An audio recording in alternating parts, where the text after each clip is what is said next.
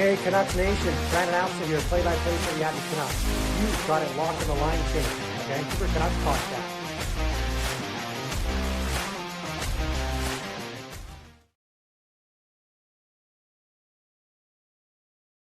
What's up, Canucks Nation? Welcome back to the Line Change postgame show. And if you're new to the channel, welcome to the Line Change. Let's go over some pregame notes real quick. And of course, before I get too ahead of myself, Canucks lose this one by a final score of 4-2 against the Vegas Golden Knights. Obviously, a much better game than they had against Calgary. They actually, put up a bit more of a fight, you could say, obviously, depending on who you ask. But I thought this was actually a pretty decent game for the Canucks against the Vegas Golden Knights. They did have the lead, but Vegas was able to tie it up. And then the final score, as I mentioned, was 4-2 in favor of the Vegas Golden Knights on Evander Kane 1,000 game night. So, of course, we can't go this post-game show without talking about Evander Kane reaching 1,000 games played. I know I've mentioned on this channel how I'm not the biggest Evander Kane fan. At least I used to be, back when he was a Vancouver Giant, but that was a very, very long time ago. I will give credit where credit is due.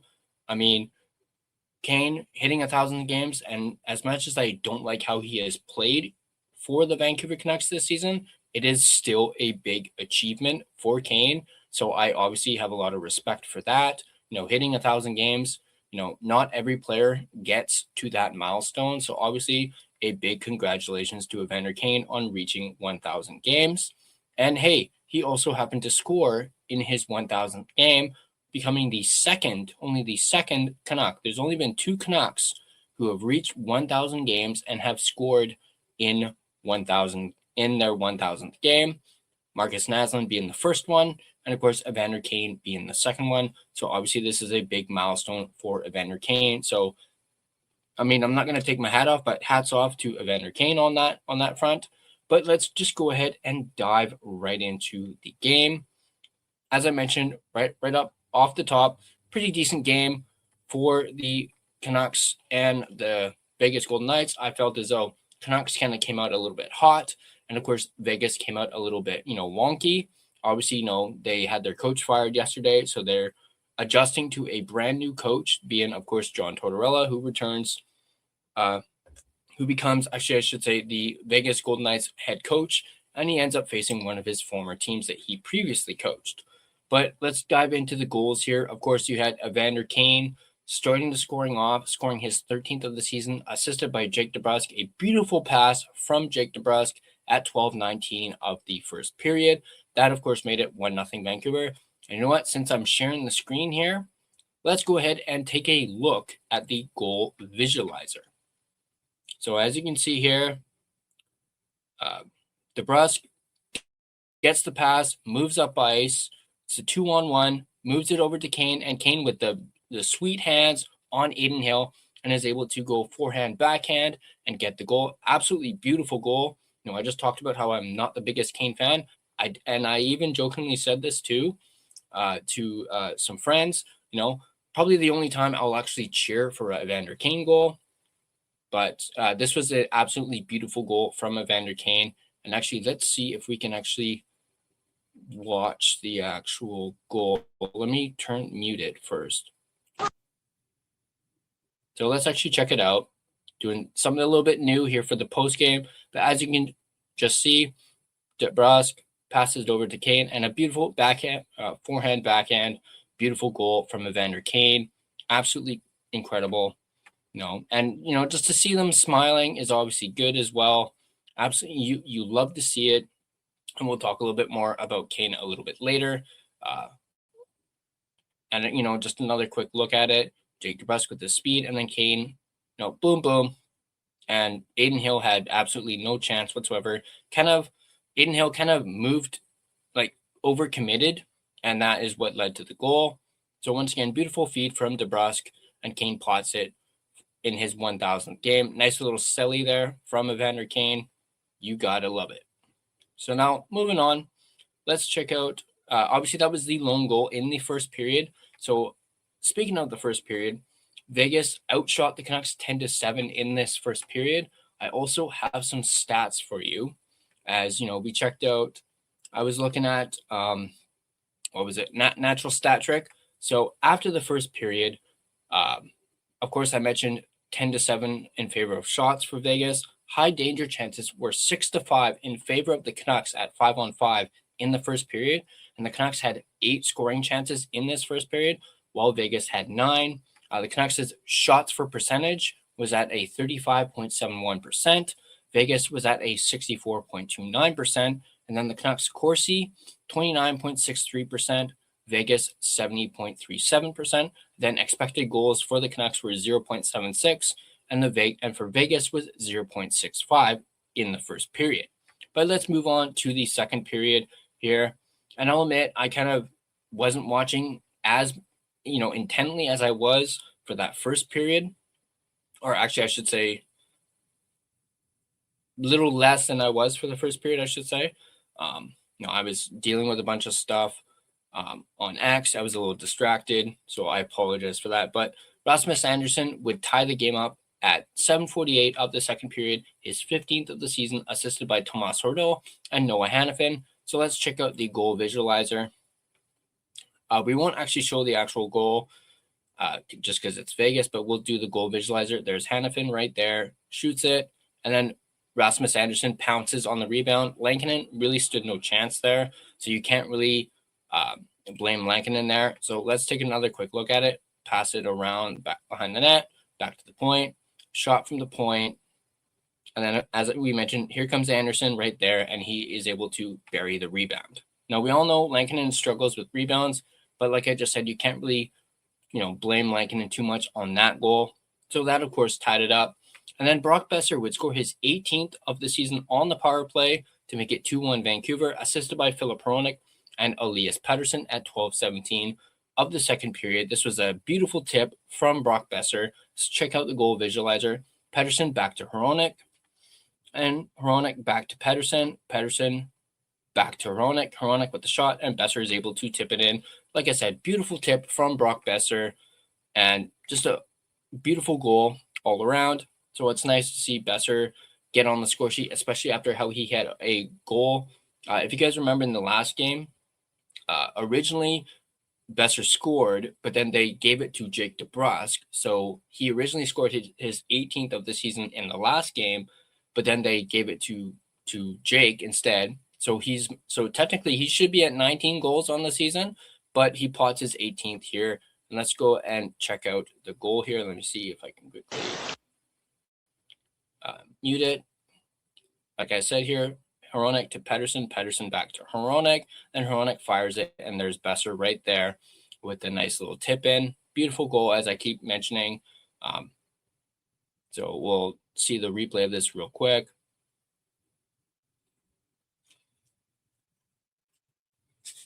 Like I said, back to Hronek, fires it. Besser in the perfect spot to tip it home. This is probably a better view of it. Boom, right there. Beautiful goal. You love to see it. All right. Moving down to, and then you have Shea Theodore, who would score his 9th of the season to tie it up at 17-17, assisted by Barbashev and Mark Stone. This one I didn't really like at all. I thought Lankinen probably should have stopped this one, but let's take a look at the goal visualizer here. So you can see puck behind the net. That's Eichel. And then I believe that's Barbashev. Barbashev over to Theodore, and he walks right in. A little bit of a defensive lapse there for the Canucks here. We'll take another look at it. As you can see here, Eichel manages to get the puck out, passes it up to Stone, and then Barbashev moves over. And then, Theodore, I would say this is on a little bit on Mancini. He didn't get back quick enough. As you can see, here's Mancini right here. You can see he goes, Mancini kind of got caught there. And that is what led to the goal. So you can't really also blame it too much on Lankinen. Again, that was a rookie mistake from Victor Mancini. And of course, he's going to learn. So, but not a great goal there. And of course, we're all knotted up at 2. Fast forward, a little bit over a minute later, Riley Smith would score his 13th of the season, assisted by Braden McNabb at 18:34. That made it 3-2 Vegas, we'll take a look at the visualizer here. I believe that's Riley Smith right there. Dumps it down around, gets to McNabb, passes it over to Riley. And of course, it looks like Kane wasn't covering. Looked like Kane was supposed to cover Smith there, and he wasn't, defending his guy. See, Kane kind of moves, and then Riley is able to get behind Kane and pot it in. So not a great look on Kane there, but I don't want to harp on him too much with it being his special game. That, of course, made it 3-2 Vegas, and that was all the scoring in the second period. Let me take a look at some of my notes from the second period as well. There were obviously some big saves from Kevin Langton in that second period, as obviously, Vegas was pressing a little more in the second period as opposed to the first. Obviously, bad luck on the Anderson goal that was, in the second period there. Lankinen kind of, not able to jump on the rebound. That was, again, not on Lankinen. Bad rebound there. I also noticed that Pettersson kind of got, I don't want to say slew-footed, but he looked like he kind of got, his feet taken out from underneath him. And I know what people are going to say about Pettersson and him being Bambi, but he really literally got his feet, swept up out from underneath him. I thought that probably should have been a penalty, but again, that's just me. Let me know what you guys think in the chat or in the comments. As I just mentioned, Lankinen probably wants that Theodore goal back. Probably should have stopped it, but I did not originally see the defensive lapse from Victor Mancini and him getting caught. So obviously, I take a little bit of that back as well. I already talked about the Besser goal from the tip. I've also noticed this. The power play has done a lot better as of late. I've noticed that for sure. They've been obviously scoring a lot more power play goals than they did earlier on in the season. And speaking of the second period, there was a little bit of a brouhaha. So it was nice to see some more fight from the Canucks with, the likes of Bluger, Carlson, Verlander, and DPD once again getting into it. Obviously, there was another fight with Bluger and I believe it was Colton Sissons. So it's nice to see some fight from these guys, especially the younger guys like Verlander, DPD, and Carlson. I love the feistiness of Linus Carlson. He doesn't put up with shit, just like Niels Höglander. And I was going to say, is it like a Swedish thing? But then I remembered Elias Pettersson's Swedish, and we don't see him do that. That's not a knock on Petey. That's just a quick little joke. I wanted to throw in a little bit of a joke there. So do not crucify me for that. But I just wanted to make that comment. We've seen Carlson do it. We've seen Höglander do it. Why doesn't Petey have that little, feistiness in him? I don't know. But it was also on that note, on that little skirmish, it was nice to see Kane actually get involved. Where's that been all season? Again, not trying to harp on Kane too much in this post-game show, but I digress. Shots in the second period were 15-10 in favor of Vegas in this one. High danger chances were 4-1 at 5-on-5 in favor of Vegas. Scoring chances were 2 for the Canucks in this one. It was actually 2 even for both teams. Shots for percentage for the Vancouver Canucks was a 75% in the second period. Vegas was a 25%, so the Canucks had a better shot for percentage. Corsi was 57.14 for the Canucks, while Vegas was a 42.86 Corsi. Expected goals were 0.1 for the Canucks, and Vegas was a 0.11 in that second period. But let's move on to the third period. And of course, the lone goal in the third period happened towards the tail end of the game. 18:50, Cole Smith scores a empty netter after Lankinen was pulled for the extra attacker, assisted by Lozon and Dowd. So it's actually good to see Dowd back in the lineup. I know he had that bit of a scare. I believe it was last game or something like that. Sorry, I don't pay too much attention to the Vegas Golden Knights, but I did see that he had a nasty looking injury or potential injury. There was a collision between him and another player. But let's take a look at the goal visualizer here. So as you can see, puck moves around. And then Lozon and it does the initial shot. I'm surprised they didn't call that icing.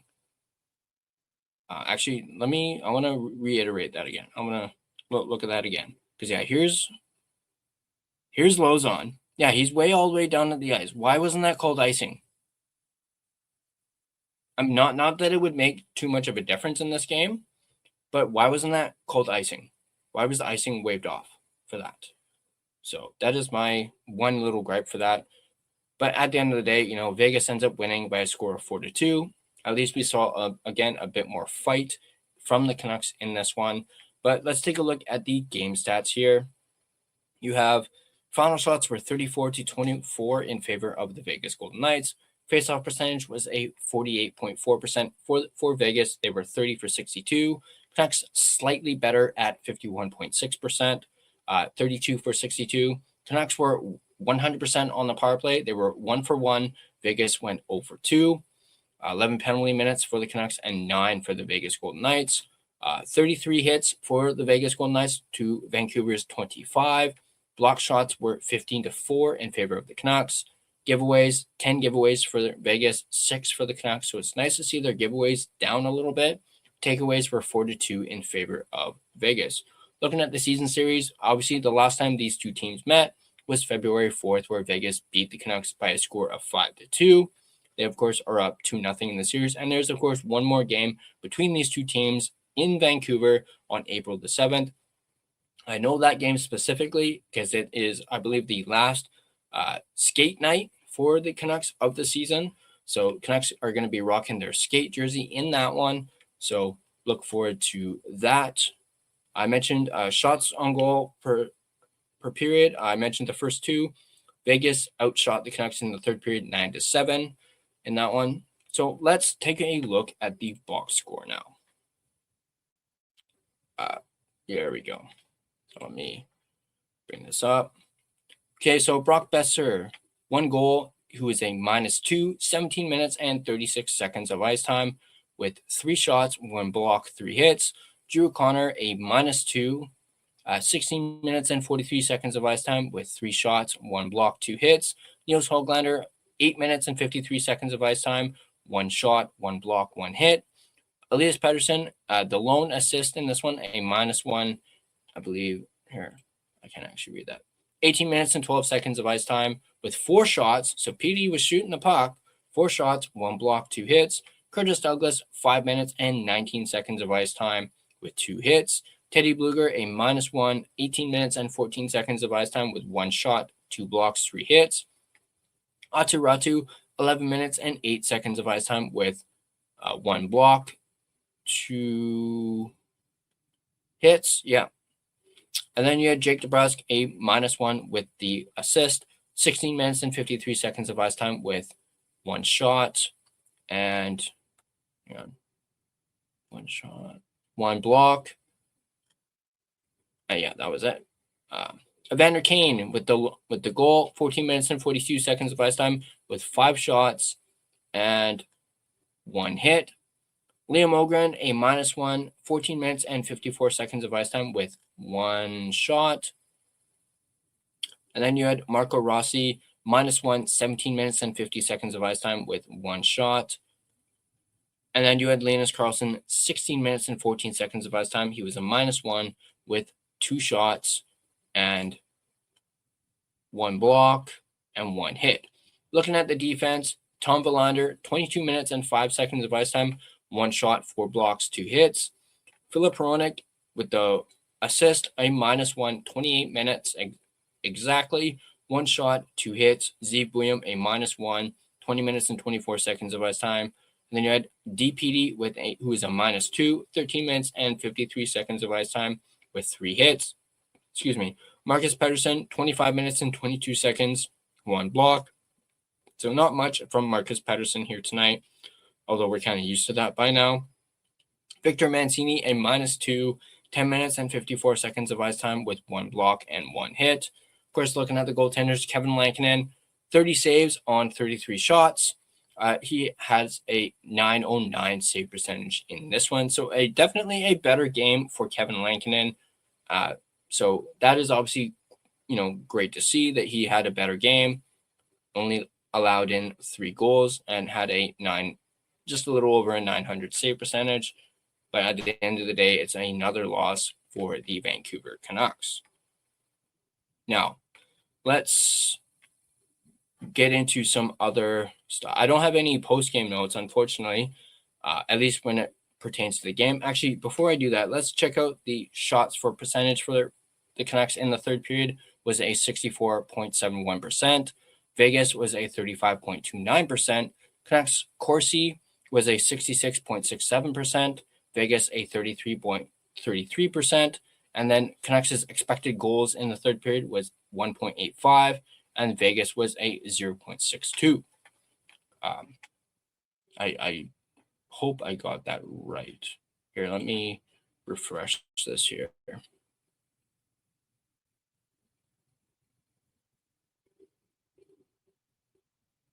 Actually, the Canucks were a 0.38 expected goals in the third period.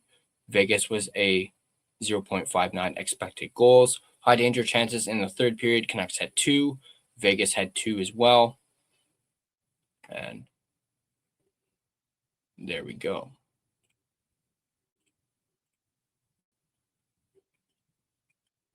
All right.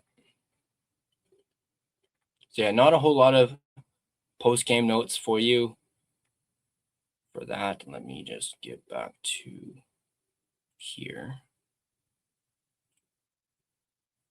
Stop screen. There we go. All right.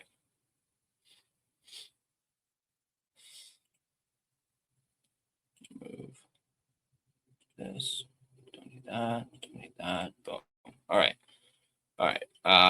I will be joined by Justin Credible. I did reach out to Justin, and Justin said he would pop by. So Justin should be joining us at some point. I don't know when, but whenever he's free to join, he of course can. But I want to get into the meat on the bone, so to speak, when it comes to tonight. I mentioned, I kind of teased that, the gloves were going to come off tonight. And this is not relating to the game at all. It does not relate to the game whatsoever. This obviously relates to the whole Trevor Beggs situation. And obviously on social media, I have made it quite well known where I stand. Obviously we even talked about it on the previous post game, where I stand. And, obviously for those of you that may not know or may not be on, social media or X, the Canucks sent out a statement about it. Keep in mind, I do have to, iterate. It was behind a paywall. It was to the Globe and Mail. And of course, like I mentioned, it's behind a paywall. So you can't actually read it. Although some people have managed to get the actual article and screenshot it. So, but anyway, they sent out a statement and they basically doubled down on what they did, on, their actions. And that was, removing Trevor mid-game, and they doubled down on it. Basically saying, the fact that Trevor had, his headline mentioned the Canucks, the image he used at the top was an image of Aquilini, and that is what they had an issue with. But instead of being accountable for how they handled the situation, they doubled down on it. And I'm sorry, that pisses me the fuck off, because it's like, you're making this even worse than it already is. You're not fanning the flames, you're adding fuel to the fucking fire by not, taking accountability and admitting that you mishandled this situation. The way you handled it, and they talked about this on Donnie and Dolly. They talked about it on Sakaris and Price. They touched on it on Canucks Combo. So people are freaking talking about this. And every single one, they said they should have handled this differently. And they didn't. And now they're doubling down on their actions, which is bullshit. It's absolute bullshit. And this organization needs to do better. I know we probably don't expect that from this organization because of who it's run by. And I ain't afraid to say his name. Francesco Aquilini, he runs this like a freaking dictatorship. And I know Justin's talked about that on the previous post game and whatnot. So absolute bullshit, And I also want to throw this out there. I have reached out to Trevor. I, told him I got your back. We're all here for you. And I gotta hand it to Trevor. He's taken this on the chin. He's handling this with class. He's not, tweeting about this. He's handling this like a man, and he's kind of taking this like a man. And I got nothing but respect for Trevor for doing that. But like I said, he's taking it on the chin. He's being the better man, and hats off, props, respect to Trevor on that front. One love, as I keep mentioning. I consider Trevor a friend. Even though I have not physically met Trevor, I still consider him a friend. He's a great kid. Well, I shouldn't call him a kid. I think he's slightly older than me, but he's a great guy. And he did not deserve this whatsoever. And the fact that the Canucks doubled down on what they did, drives me crazy. Drives me absolutely fucking crazy. And I'm not going to put up with it. I'm not going to stand for it. So that's where I stand on this whole thing. But I've actually had some messages sent my way, commending what I'm doing for standing up for Trevor.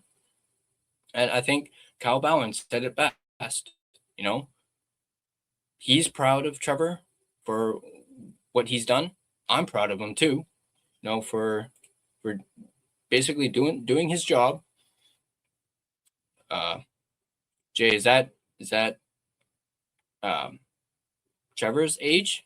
If that's the case, he's younger than me then. So, but only by a couple of years. Yeah, and Rain, by the way, Jay, good to see you, buddy. SGA, I see you in here too. Rain, Big Brain Rain, the story Begsy wrote wasn't true. Why did it take 4 days to issue a blanket statement? Yeah, exactly. I mean, it took Thursday. Granted, I know, the weekend happened after this. So, and yeah, that's another good point, Rain.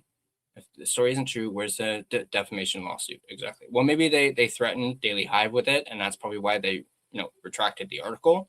But we don't know that part just yet. So, but like I said, this absolutely pisses me off. The fact that they've doubled down on it. They're not taking any accountability. Not that we expected them to, because they don't do it for anything. So, but I'm like, my blood is boiling for this. Like, I feel for Trevor so much for this. He's got a young family. He's been doing this for 13 years. He's busted his fucking ass, to cover his favorite team, a team that he absolutely loves, and they treat him like this. Like, I'm restraining myself a little bit here. So, SGA, I appreciate that, buddy. Yeah, that's the thing about me. I go to bat for my friends. If you're a friend of mine and something like this happens, I will go to bat for you. So, but yeah. Anyhow.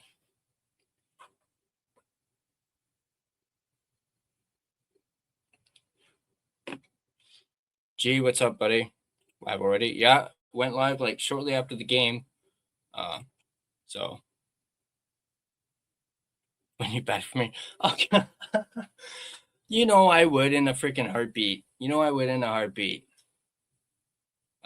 But no, I there's also something else I wanted to talk about. I've told only, kind of a handful of people. If you have me on Instagram, you probably know. But all this Trevor stuff aside, it's not really been that great of a day for me. For those of you that don't know, I did share something on my story that my mother-in-law was admitted to the hospital late last night. And of course, she's on the East Coast. So this was like 3:00 in the morning, their time. And this was about 11 o'clock our time. And yeah, she was admitted to the hospital, and it's really bad. Like, it's bad. I don't want to get into too much detail on it, But what I can say is that I gotta actually look up what the actual condition is, because I didn't even know what it was at first. Let me quickly do that. Where is it? Crap. All right. So basically what happened to my mother-in-law is she went into septic shock. And for those of you that don't know what that is, trust me, I didn't even know what it was until I Googled it. But basically, septic shock is a life-threatening critical stage of sepsis where body-wide infection causes severe, persistent low blood pressure and cellular dysfunction, resulting in multi-organ failure. And my mother-in-law, she's diabetic. So that obviously is concerning. And it says here, it occurs when an infection, bacterial, viral, or fungal, triggers an overwhelming, harmful immune response, commonly resulting in 40 to 50% mortality. And another note for my mother-in-law, I think it was maybe about a year ago or so, she suffered a stroke. So she's already not in good condition. And then for this to have happened, and of course, my wife is, dealing with this and not dealing with it well. So obviously, hoping for prayers for my mother-in-law that she can pull through this. So I just wanted to, be transparent with you guys and let you guys know, exactly what's going on and why I mentioned basically mentioned, it's not been that great of a day because of that. So, G, if you want to hop on, you can jump on if you want. You know me.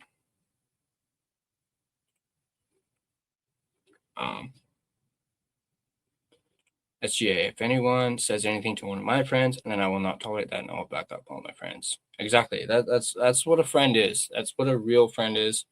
I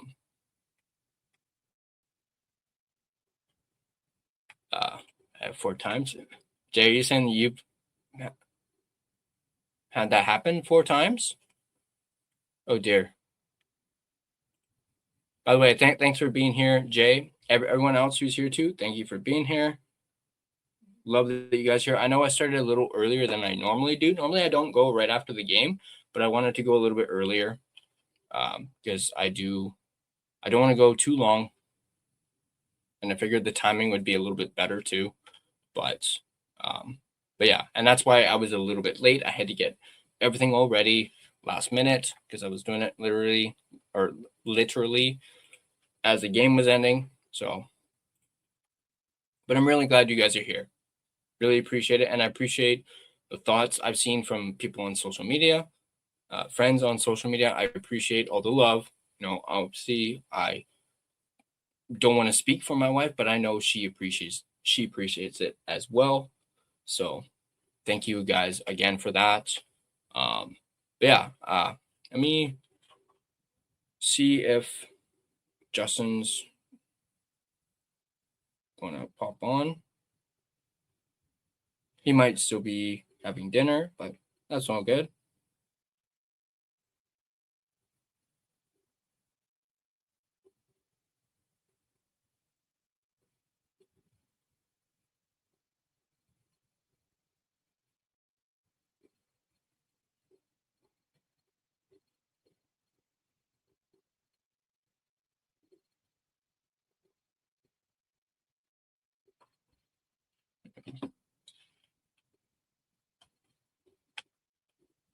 Yeah, let's see if there's anything else we can talk about in the meantime. Let's maybe. Oh yeah, I guess we can talk about that report from Nick Kyprios. He's reporting that Patrick Elvine has said to some people, he didn't specify who exactly, but internally, he's told some people that he could be done after this season. He might be on his way out. So obviously that is, big news. Perhaps it might be, the Canucks, a PR stunt by the Canucks to try and, get the heat off of the whole Trevor thing. But who knows? Who knows? But perhaps Patrick Allvin might be on his way out the door. That is, I mean, I know we've all been critical of Allvin and Rutherford and how this season has gone. And I'm pretty sure, I believe it was Rain actually who said Allvin is probably going to be gone within the next few years. So you were bang on for that there, Big Brain. But it also raises the question, will Rutherford follow suit? I did see something that Corey from Canucks News Summaries over on X talked about. He mentioned something about, them not wanting to fire a coach after 1 year, which I kind of scratched my head at a little bit. I mean, I know this wasn't the same regime, but if you remember, I mean, John Tortorella only lasted 1 season. So you've fired a coach after 1 season before. What's stopping you now? So I didn't really like that part of it. Them saying like, oh, it's not a good look on the organization, which is true. It's not a good look on the organization, but you've done it before. Like that shouldn't stop you from doing it. And yeah, exactly right. Sounds like convenient timing. Beggsy gets his press pass revoked, and Aquilini is sinking in the court of public opinion. So why not have this story come out about Allvin? Coincidence. Exactly. And that's what a lot of people are saying too. It's a little, the timing of it is a coincidence for sure. So this is crazy.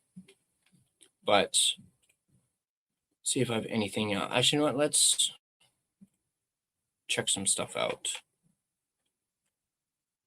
Let me do this first. But big question.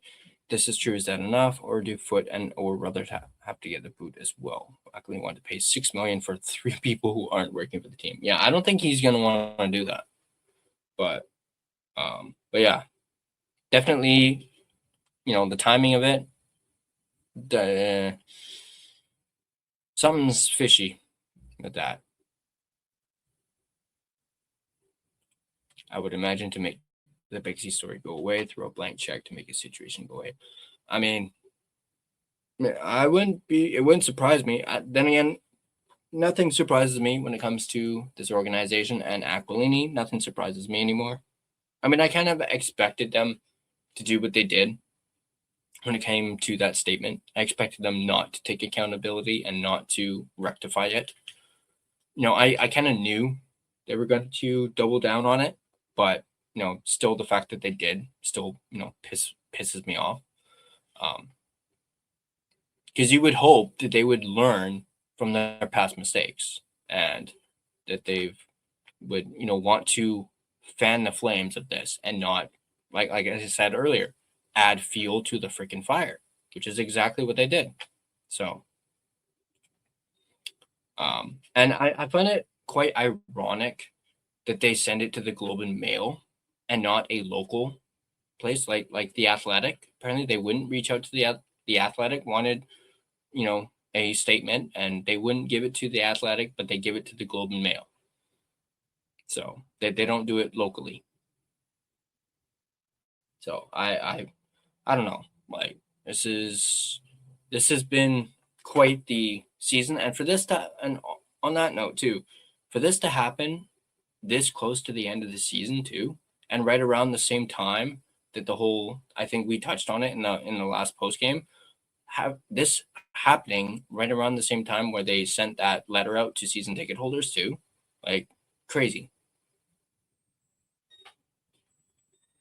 Yes, I absolutely see this scenario exactly. Allvin gets a boot, Rutherford will resign or announce his retirement, and then Foot gets shot out of cannon by whoever gets hired next. Sounds logical, but this group, exactly. And if that were to happen, I would not be surprised if they decide to go internally and go with, Manny and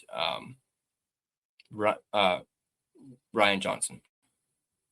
I wouldn't be surprised if they went, internal.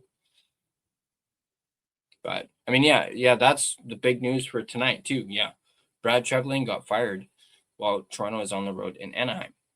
And then, obviously, last night, Bruce Cassidy gets fired. So, yeah, absolutely crazy. But I kind of, a lot of people I think saw, like, I don't follow the Leafs, obviously, but obviously a lot of people probably saw this coming, at least for Trebling. Now, obviously, a lot of people are wondering if Berube is going to follow, and what his future is with the Leafs. So, I mean, I did see something about Nylander and Berube kind of getting into it at practice or something along those lines. So, yeah, crazy stuff going on in the NHL right now. Definitely. All right, let's take a look at something.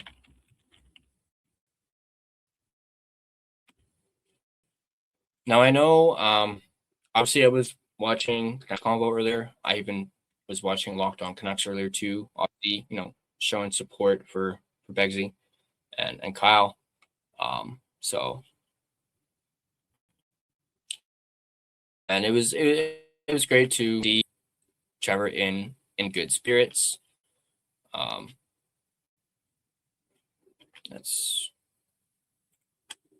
We'll bring that up. We'll talk about that in a little bit. Like basically, Trevor was in good spirits, which is good to see, as I mentioned. And then, man, Kyle, he went off, and I was all for it. I absolutely freaking loved how Kyle went off. He made a really good point too. Kyle was like, "This isn't the Aquilini Canucks; it's the Vancouver Canucks." So I thought he had a really good point there. I absolutely loved that, and he kind of went off on it. But if you guys haven't had a chance to check the newest episode of Locked On Canucks, definitely check that out. Some great stuff. So once again, one love to Trevor Beggs and Kyle Bowen of Locked On Canucks. Good to see you, Hangia. I read that Globe and Mail article on that Victoria Ulrich person says there was no negotiation or a condition to have the article retracted in order to keep the credential. I did see that part. So I guess they're more so talking about Daily Hive as a whole, not necessarily Trevor himself, but that's more so geared towards Daily Hive.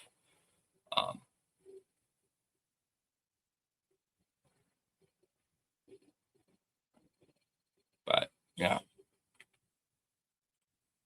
Oh, Big Brain's got a hot take right here. Let's see this. Berube gets fired. Bruce Cassidy will be the next Leafs coach. He got paid $4.5 million per year in Vegas, and money ain't no object with Maple Leaf sports and entertainment. Yeah, I could see. I think they kind of talked about that a little bit on the Dangle podcast. They were like, I think when the news broke about Cassidy, they're like, "Hey, do you want to come to Toronto?" So, yeah, that's a really good point, Angia. So are they saying Trevor should have kept the article up and used it as leverage to keep his press pass? I don't think that decision was up to Trevor on keeping the article up. I think that Daily Hive is the one who was in control of that. So I've even seen some people mention how it probably wasn't Trevor who came up with the headline. It may have been someone at Daily Hive. I don't know. I can't really comment on that too much.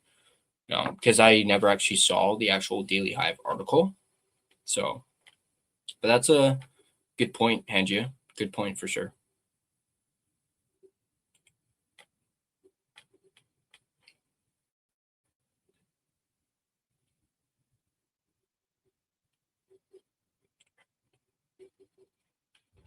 But yeah.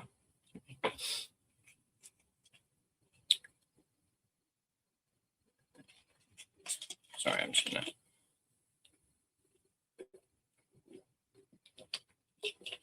Parched. All right, I do.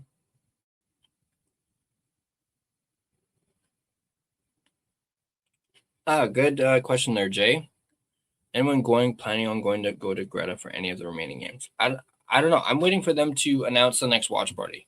That's probably when I'm gonna go. So I'm not. They haven't announced the next watch party, but it will be probably soon.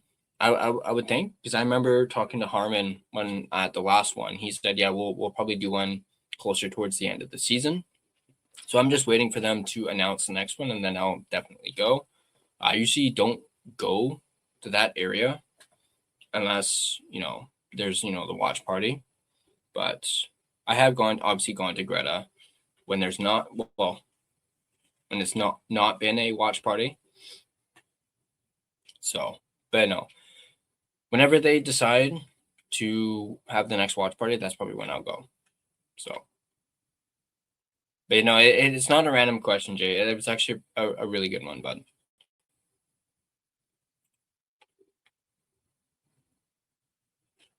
Nope, can't hear. Want to do sign language? No.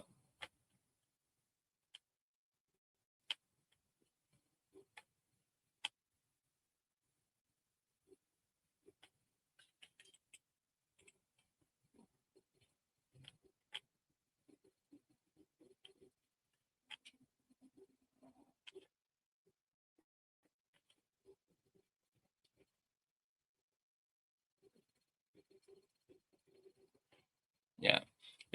Gerald's gonna try and get his audio fixed. It's all good.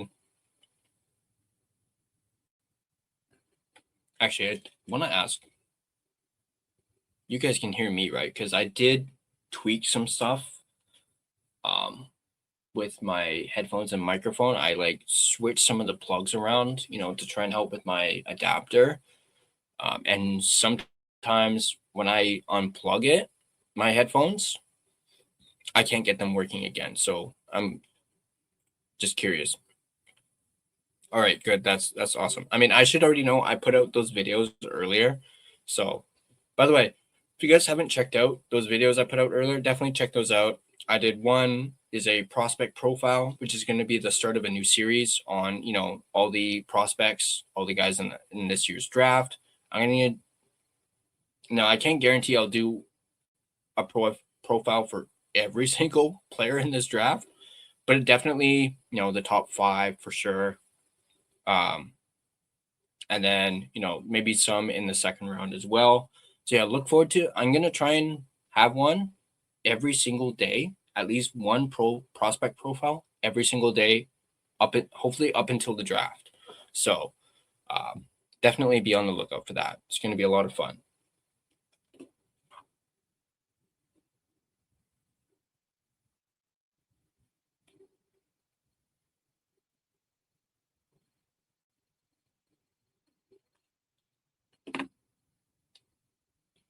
Joe can't hear. No, still can't hear you, G. Okay, G's gonna try and reconnect. But yeah, should be a lot of fun with the draft coverage. I want to dip my toe into a bit more draft stuff, as that's what everyone wants to talk about. So obviously, I did do some other videos as well. Here, let me pull this up actually.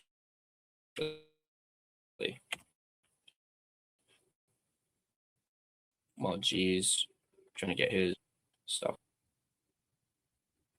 Oh. Yeah, there we go. All good.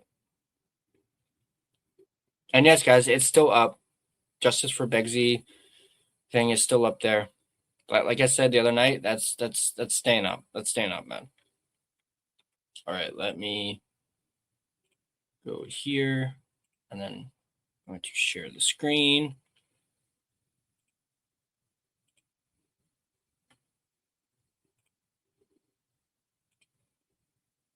All right. Go to videos. So yeah, basically, like I was talking about, here's the prospect profiles one. Yeah, guys, definitely check that one out. I did one on Elias Pettersson. I mentioned the other day that I did an original one on Pettersson, and basically an update on the trade. That one is right here. And then this one, Inside Logic, is a follow-up to that exact same video. So definitely check that one out. And then I have this one where it's from an article from The Athletic. Actually, Thomas Drance wrote something where he had 5 questions Canucks must answer before the season ends. So definitely check that one out as well. All 3 of these videos I thought were pretty well done, and hopefully you guys enjoy them as well. But yeah, definitely those are the newest videos up on the channel. Like I said, tomorrow we're going to have another prospect profiles. Probably going to do Stenberg is going to be tomorrow. I'll do them, I mentioned with the McKenna one, I figured I'd start it off with a bang with Gavin. Then we'll go McKenna, and then I'm not sure which one I'll do for the third one. But definitely, like I said, be on the lookout for those. Hopefully, I can try and get them done. Have at least one every single day, hopefully. So, yeah, be on the lookout for those. Going to be lots of fun doing all this draft coverage. And, of course, I'm still hopefully planning on having Dave Hull on at some point. And we can do a, collaboration draft video. So be on the lookout for that as well. So also, if you guys want, this one was pretty, I'm a little biased, but I thought this one was pretty good. The Anaheim's blueprint, talking about how, the Canucks should model their rebuild after the Anaheim Ducks, not necessarily, do the 7 years thing, but maybe condense a 7-year rebuild into a 5-year rebuild. So if you guys want, check that one out as well. So there's that. All right, let's go back to here. Stop screen. And yes, obviously highlight these. Justice for Begsy. Justice for Begsy. Absolutely 100%. I've been on it with X, comes to reposting stuff, doing Justice for Begsy.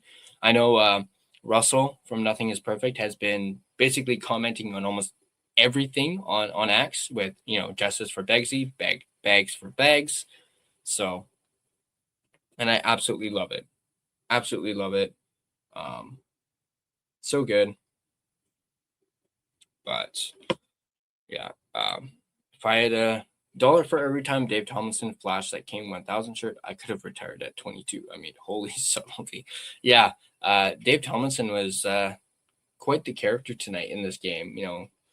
I think there was a little bit between him and Shorty where, Shorty had his notes, talking about like how many games Kane has played for, the Sharks, the Oilers, the Thrashers, and Dave was kind of poking fun at him, going like, did you read that off the T-shirt? He's like, no, I got my notes here. And he's like, so you read it off the T-shirt.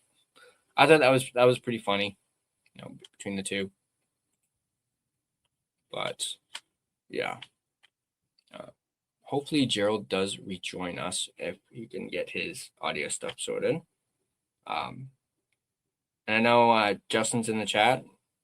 Join anytime, brother. You can pop in anytime. Or whenever you're ready. Absolutely. I know you were dealing with got caught up with some family stuff. Hopefully everything's okay, brother. And I love your profile picture with that. I love it. Justice for Begsy right there. I love it.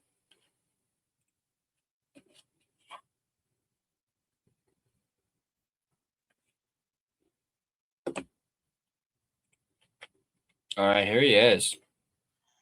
Hey, Ty. How you doing? All right. You already know. So I already kind of touched on what, my day been. So actually my wife's probably just talking about going to bed now. So have you guys in our prayers, man. Sorry to hear that you've had such a rough day, but we're all thinking about you and we're all supporting you. So yeah. I appreciate wanted to that. see how you're doing, how you're holding up. Yeah, I'm holding up okay. It's mainly just her, just being there for her.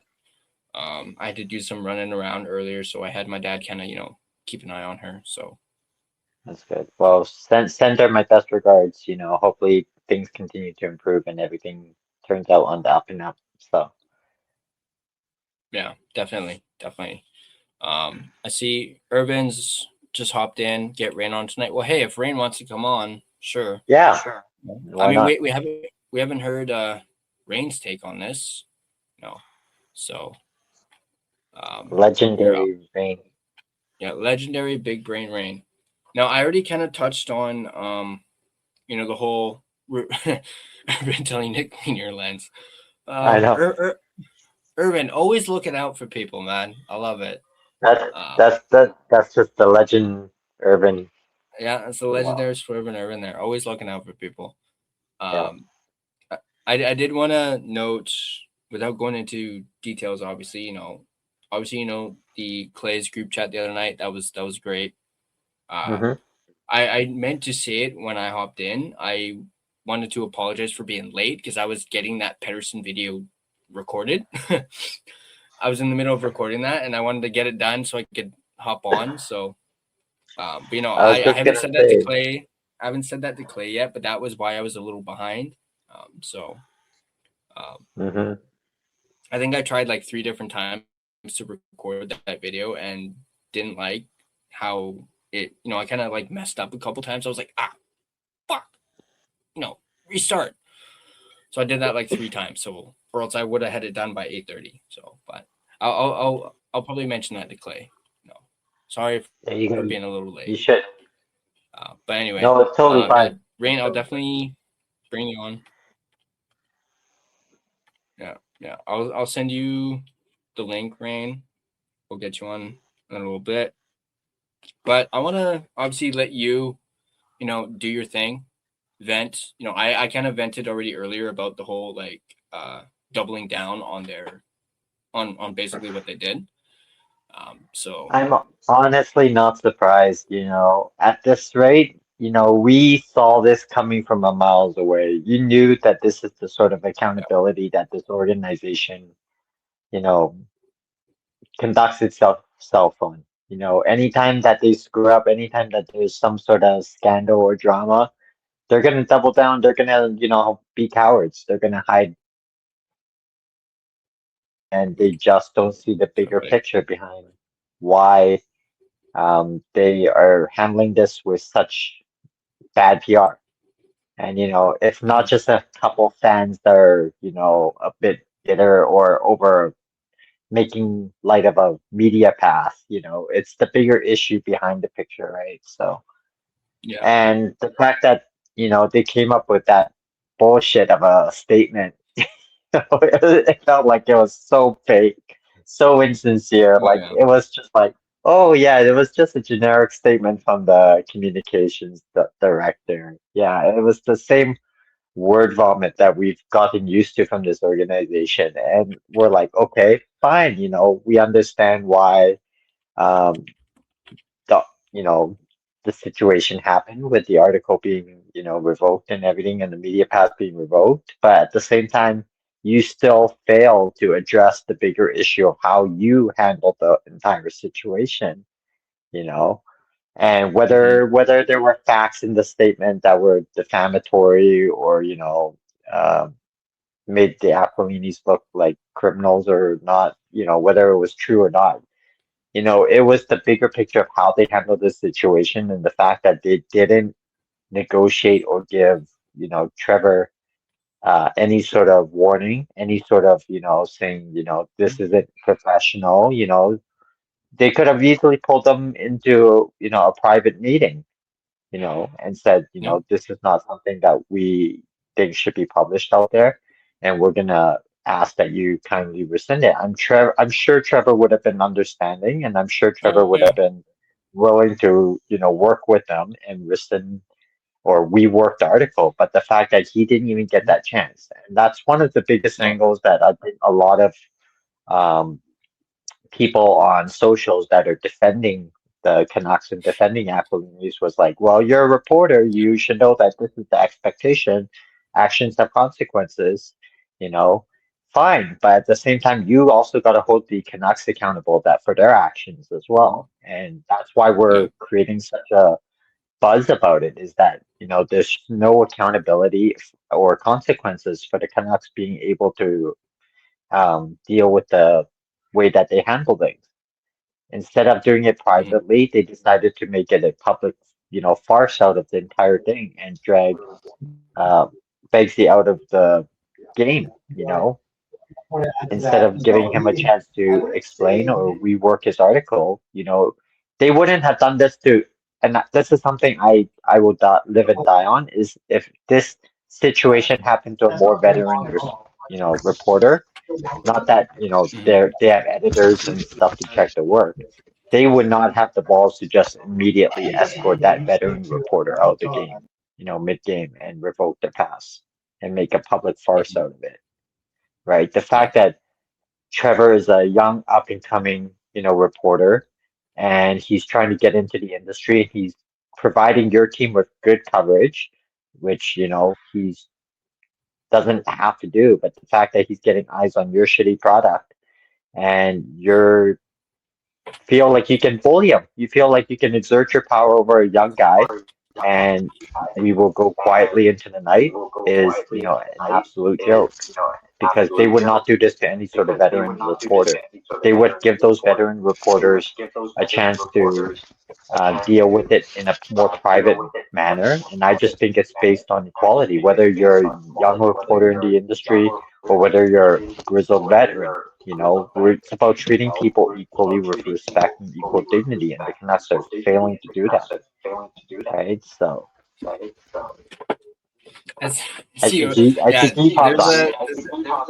a bit Okay, of I'm an sorry. echo. Yeah, there's a bit of an echo. There's an echo because I'm Hold trying on, to let me use see if this this mic. is better. So I'm trying to use this mic, but I need to Is use any the better? speaker because the Oh yeah. Oh. nah, bro. Yeah. Your camera is like super blurry. You need to Still can't hear wax Gerald. on, wax off.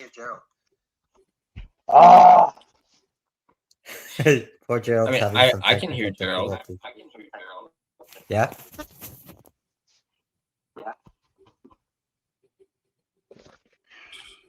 I'm gonna quickly highlight this. But yeah, 100% urban. Exactly. Like they what I made this said, so much more they added attention than they fuel. needed. They added fuel to the fire. Yeah, they added fuel to the instead of fanning the flames, they added fuel to the fire. Mm-hmm.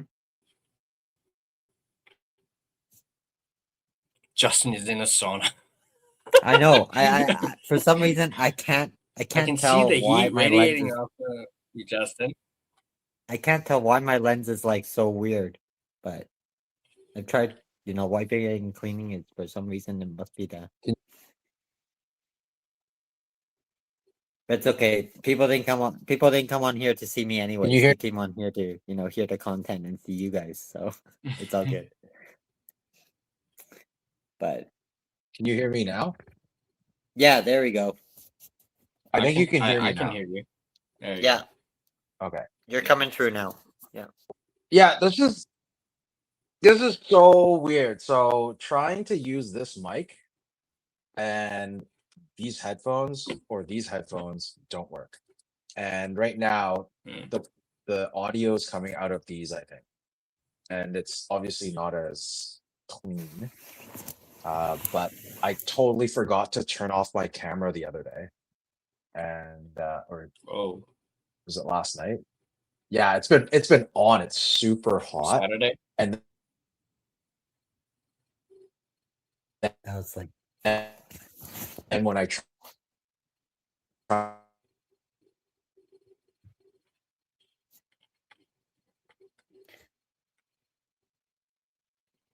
Uh-oh. G frozen?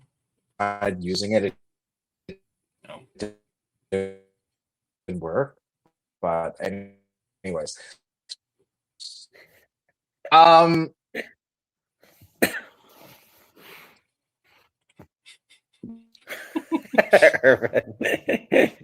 jeez, now you're gonna make Urban, me I love you, so buddy. insecure about things. They gotta be like, Yeah. uh-oh, G's frozen again. Yeah, G looks frozen to me on my end too. He's frozen in carbonite. little Star Wars reference, and then why not? Strike a pose.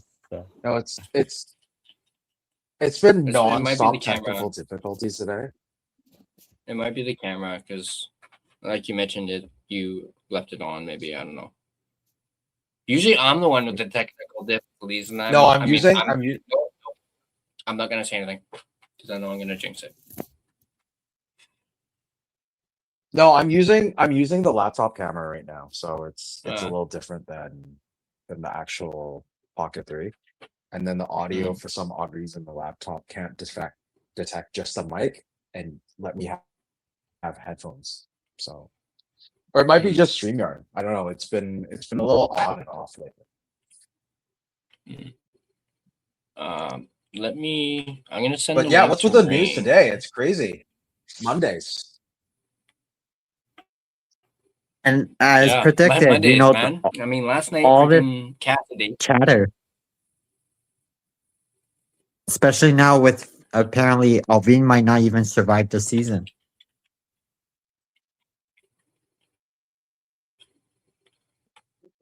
Mm-hmm. Yeah, I touched on that a little bit earlier. I think it's kind of expected. The timing is just impeccable, though. I saw this coming. I was like, there's going to be some sort of big announcement. If you can. It's a distraction tactic, man. You know, all this chatter about firing. I mean, if Torts is going to be. What did you guys think about the Torts hire? Torts is going to be brought in 8 games to go. Like, anything can happen. But the reason is, I think I understand why Vegas did it. I'm not the biggest Torts guy. Obviously, Vegas has been struggling, and trying. No, I understand why Vegas did it, but like. But why Torts? I mean, Vegas is ruthless, man. Well, Torts always wears out his welcome, you know, no matter where he lands. But the good thing about Torts is he's a motivator and he can get the best out of the team, usually in the short term, which is pretty much the right timing right now. Yeah. You know, 8 games to go. You're trying to get a guy like Torts to come into the locker room and get the best out of a roster that has been struggling right before the playoffs. So if he can do that and get the team firing up in the short term, that's Vegas's motto. They are win at all costs, right? And they really don't have shown in their history of the franchise that they don't really care about hurting people's feelings or, you know, showing any sort of loyalty to anyone. You know, that's sort of their mentality that has made them such a successful franchise to start. You know, they're ruthless, but, you know, I gotta give Vegas a little bit of admiration that they are willing to make those risks to win at all cost mentality, right? So I think if they can do this with Torts and they can, you know, he can turn it around with 8 games to go heading into turn the team to be playing more like the Vegas Golden Knights that we come to know and expect just before the playoffs, you know, that's the goal. Whether he'll last throughout the whole season next year, you know, when the team starts to grow tired of his ways is a different story, but I think it's a short-term move for, you know, their hopes of going for a championship run. So.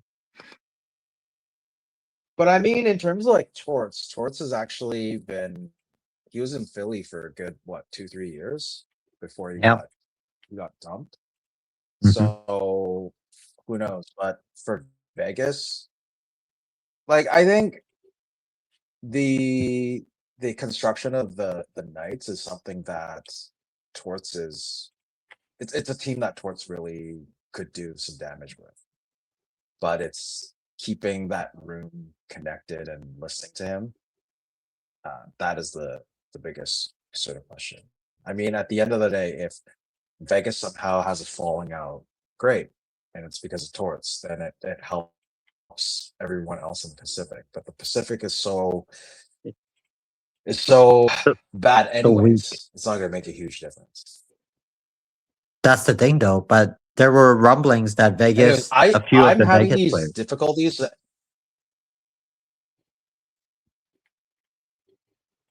What was that? Yeah, I'm just gonna sit in the background. I'm gonna bring on Rain. I'm gonna jump in the background. I'll be the producer today, and I'll get Rain to jump on and replace me. And have a great chat, boys. I'll just jump in here and there with a voice if I have some sort of take. Oh God. All right. Oh. Uh-oh. Here, let me try this one more There time. we go.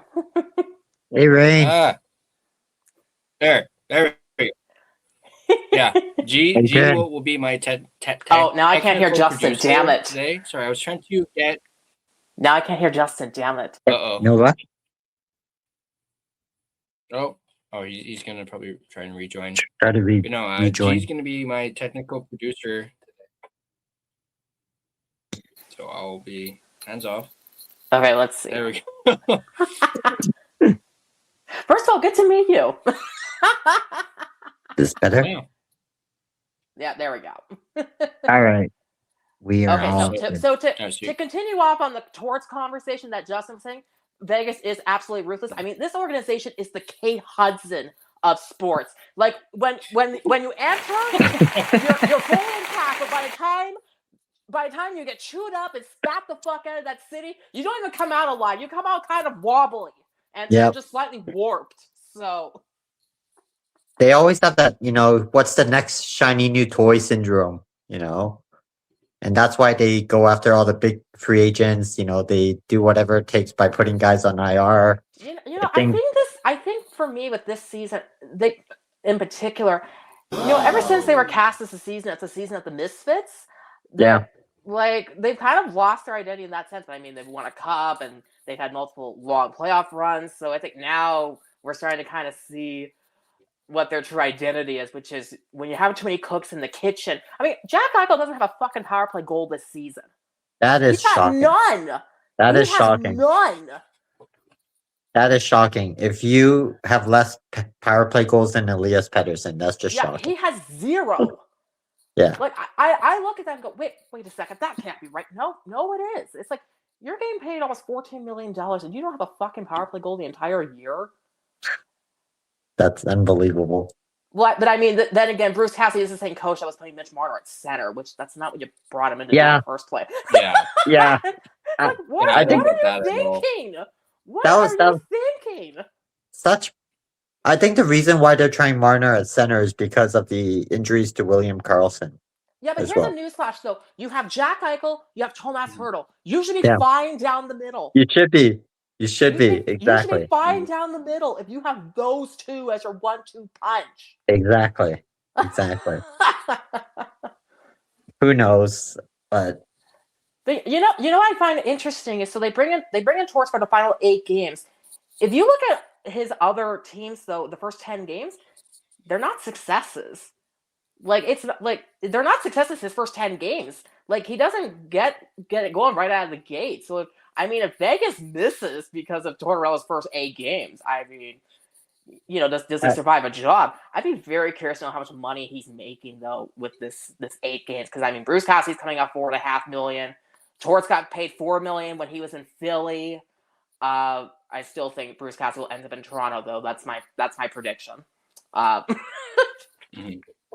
It would be such a story if Edmonton was smart to go after Cassidy. Oh, can you imagine?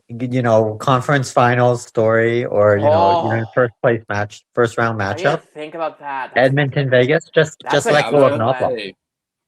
Just let go of Knobloch and go after Cassidy. Like that would be such an interesting storyline. That would be a good one. But I find it interesting though that it was 11. Was it Freach who said it was 11 months in the making?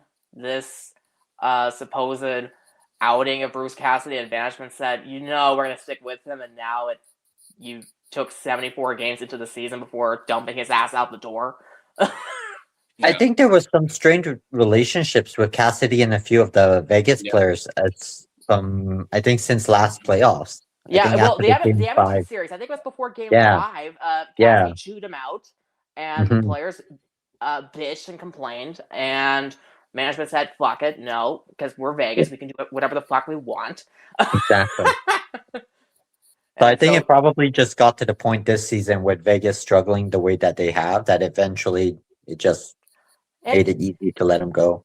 I have to say too, I said that the Rasmus Anderson trade I thought was terrible.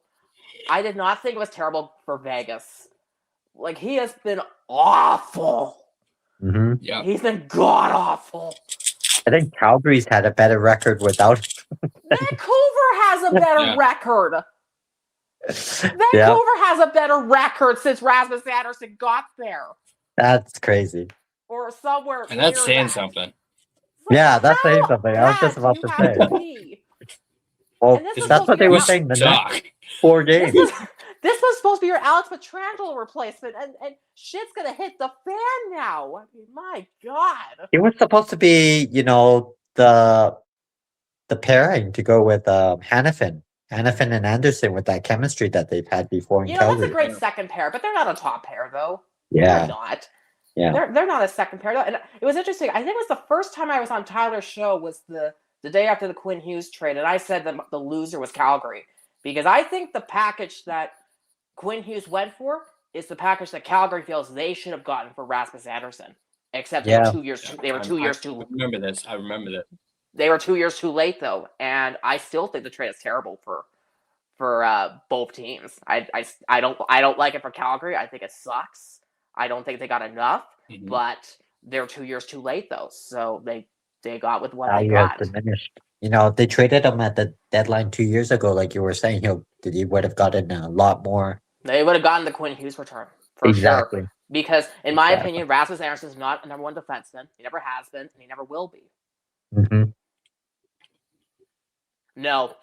No, absolutely not, Irvin. I wish Vancouver ran the way Vegas does. No. As ruthless and as selfish as it may sound, the results speak for them, itself. though. I mean, their owner came out and said, "We'll win a cup in 6 years," and they fucking did. You have that confidence. You have that cockiness. I would love to see that in this market. See, that's why I love first year Vegas. I love the 17-18 Vegas team. I love the team at the Misfits because everybody was on the same page. Our teams didn't want us. Let's go out and prove how wrong they were. And holy shit, did they ever do that? Everyone that they got in the expansion draft had a chip on their shoulders that season. Yep. So it was. Let's just forget about the fact that they got Thomas Tatar and that they paid 3 draft picks for him, and that was an awful fit. Let's just forget about that. And then they're not afraid to make bold moves. That's the thing about Vegas. Like I said, if you don't live up to the hype, you are getting Kate Hudson in Vegas. Exactly. You're getting chewed up and spat the fuck out.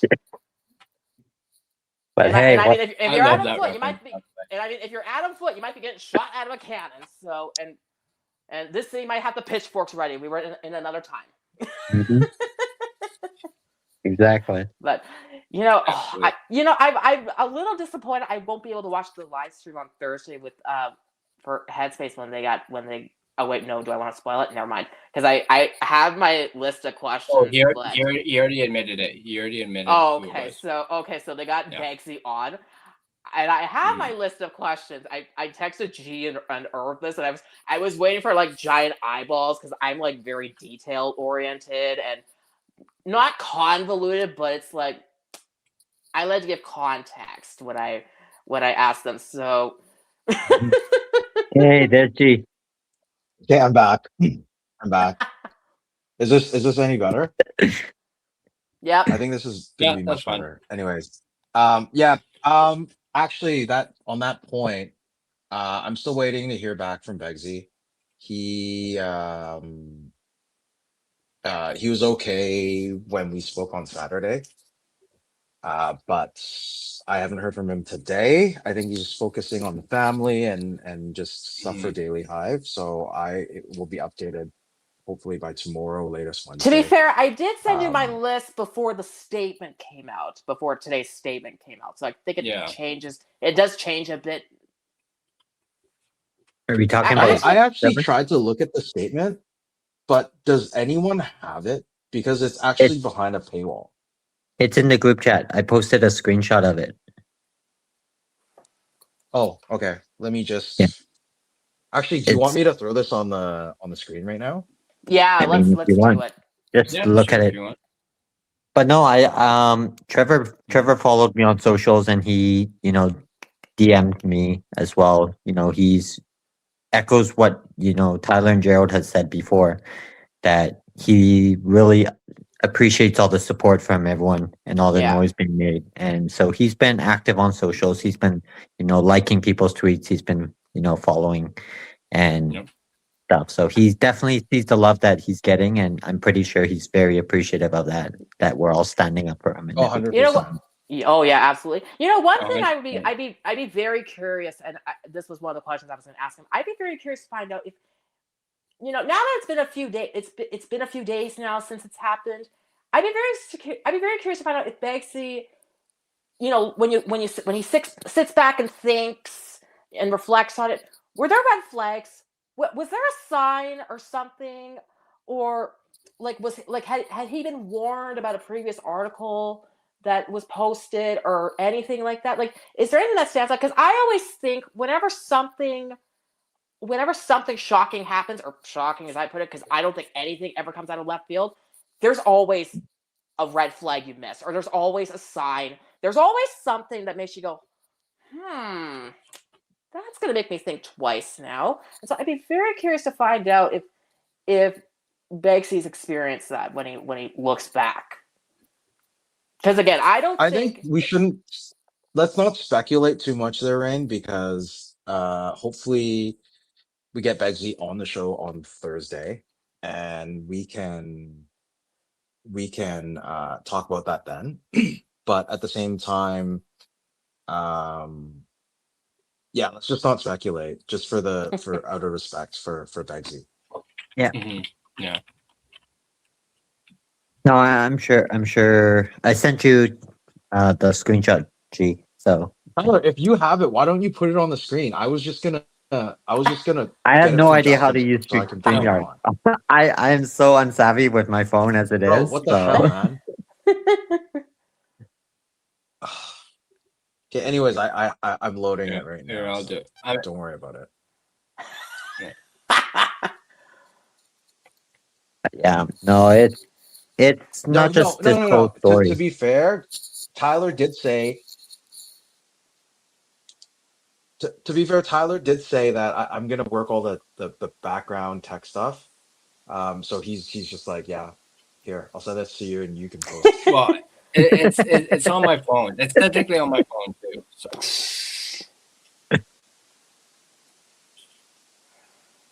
No, it's but yeah, just I mean, a I miserable feel place. bad, but at the same time, okay, so let's load this sucker up right here. So here's a statement that Canucks, I think it's CFE posting this. Yeah. So it's an Well, they email that sent was it to the sent Globe and out, Mail. and yeah, so they sent to the Globe and Mail, like, view this matter as a marked departure from a journalistic principle of fairness, honesty, objectivity, and integrity. We remain committed to supporting the accurate and responsible coverage. So I don't know, like, what was wrong with it, because I think the article itself was taken down a lot faster. Well, again, I made the Yeah. point that if the article was factually wrong, where's the defamation lawsuit? Because we see this happen all the time in U.S. court cases where celebrities or media people will sue not only the company, but they will sue the individual writer if the story is factually.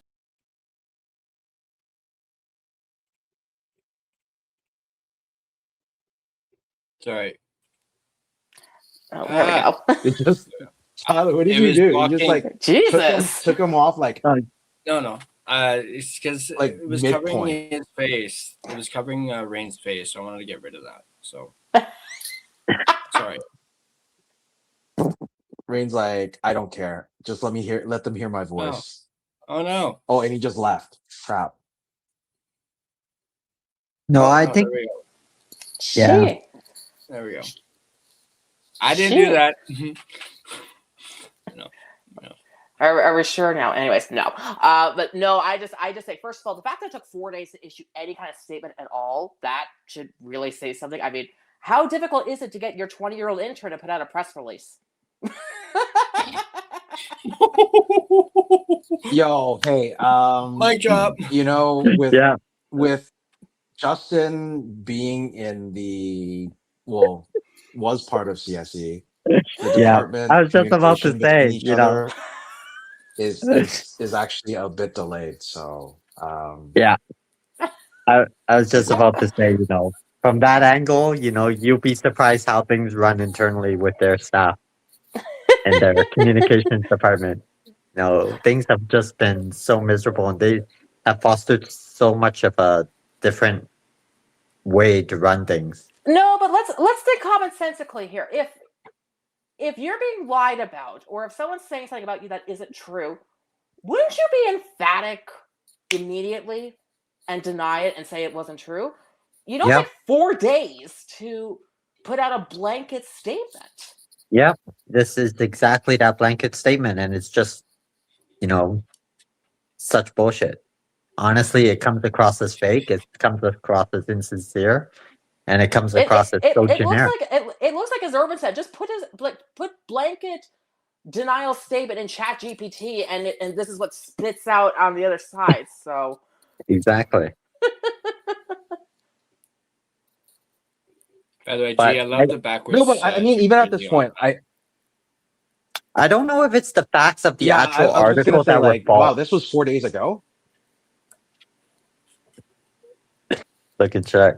Well, if it was, I'm pretty sure Begsy would have gotten some sort of he would have been served with something, and you know, Mhm. everything Yeah, like- that I'm pretty confident in Begsy's articles that, you know, he's not going to write something that puts himself in a position where, you know, whoever he's writing about is going to come after him. So I yeah, agree. but we'll see. We'll see Yeah. what you know, CSE and Aquilini will say about it. And I still think I'm it's- honestly.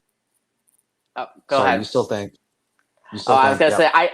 say I think it's I think Justin mentioned it earlier. I think it's very convenient that the statement comes out and then Kipper comes out with Patrick Alley might not make it past this season. What a Yeah, great like- way to spin the narrative to Yeah, exactly. get it off this. You know, No, because but they to be want very- that attention. They want that. But to be very honest, with all of the media passes that are given out, you realize that CSE has the last say. They could just Mhm. revoke it for Yeah. no apparent reason anyways. Yeah. So you can't really say, you know, like, oh, it's because of that article or whatever it is. It could be something else. Like I always say, there's stuff that happens in the background that we don't know.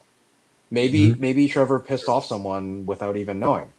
It might not be the article either. But I mean, with the statement, it's obviously saying there's unquestionably defamatory to accuse an individual. Like, so yeah, that might be the point, but it could be like, look at PJ and how he writes about it, but it's fine. But you know, Begsy does it and it's not. And it's because he's part of a smaller media outlet, whereas PJ's part of Exactly. oh God, what is it called? I can't even remember. Post media. So Yeah. they're not gonna piss Post media off because that's the biggest sort of news outlet that has the province, Vancouver Sun. I think even Globe and Mail is part of Post media. So Yeah. you know. But then It's- this falls back on the principle of bullying. You're bullying not only a younger reporter, you're bullying a company that is not as well established as Post Media. Daily Hive is probably not as, you know, big. And the fact that Daily Hive revoked it primarily understands where they stand in the marketplace of media coverage to begin with. They know that they're not the big dog out there. So it's easy for them to just slouch on the little guy. And it's time and time again that this organization has shown. I don't even know if it's the facts of the article that were defamatory to begin with, because I think what they're alluding to is the reputation of the Canucks and the organization and the ties to Aquilini as owner. I think they were saying that they used the Canucks logo in the article. They had a picture of Aquilini, and obviously they were tying that, Oh, the you criminal. mean the actions that Aquilini did to himself that Yeah, brought him into yeah, the position exactly. of So they being were saying, well, so this whole U.S. criminal charge case has to do with a vineyard that this company that just Aquilini just happens to own. But the fact that this No, no, article no, no, contained a wait. He picture of the doesn't own logo. it. He didn't own it. He outsourced a company called Harvest something, and they hired people that were kind of sketchy and were part of, they didn't do the paperwork correctly for hiring people from Mexico, apparently. And they're being underpaid and being not given Unsafe work conditions and like bad working conditions with like no water, and like it's like blazing heat, and these people are pretty much gonna die of dehydration kind of thing. Mhm. So it's linked, but it's not actually the Aquilini name that's part of this. But I think This that's comp why is they're upset. Is the defamatory accusations because of the tie-ins to Aquilini and the fact that they used the Canucks logo. yeah. So I they mean, use the Canucks logo in the article. They think that this has to do with the actual Canucks, and it ruins the Canucks' reputation, which makes me question what reputation have you had to begin with. I was just gonna say, if he's worried about reputational damage, we're about 22 years behind. Exactly. Like you want to get into the whole reputation We're thing, about then 22 years behind on that one. Like when the first impression you give Canuck fans is a years-long court battle over allegations of shady business. not just with this case, but like from his own personal business dealings. How did he get to own the Canucks to begin with? Shady. That's what I mean. That was a Exactly. years-long court Oh. battle. That was a Like years-long court battle. That was the first court impression they got. accusations from his old partner and his kids who want nothing to do with him. And things like that. Like there has been other and numerous instances of shady business being done by the owners of Aquilini, not just with this vineyard story. One time might be a fluke, 2 times might be a coincidence, but when there's a repeated history of shady business being done by this owner that just so happens to own the Canucks in stewardship, it makes you wonder whether there's something more behind the story. And that's what makes us stand up for Bigsy a little bit more believable, because it's not just one instance in our case. No, it's not the first time that reporters got their press pass removed from the No, Canucks, but it just so happens to be the very first time that they escorted a reporter out during a game. Yeah. I made the point on the last stream. Larry Brooks, the famous reporter for the New York Rangers, like he got into combative exchanges with Torts when he was with the Rangers, like just extremely combative. And not only did his press pass not get revoked, at least as far as we know anyways, but the Rangers went on to honor him for his dedication to hockey journalism. But I mean, that may be because he was writing for the New York Post, though, which is like one of the most famous newspapers in the States. So maybe that's the And difference. in that statement, they already said that they're not going to, reinstate that press pass to Bigsy. So I think that's just this story has gotten so much attention and it's gotten so noisy in the last 4 days that I just think the organization realized that damage has been done and that they don't want to affiliate themselves with this story going forward.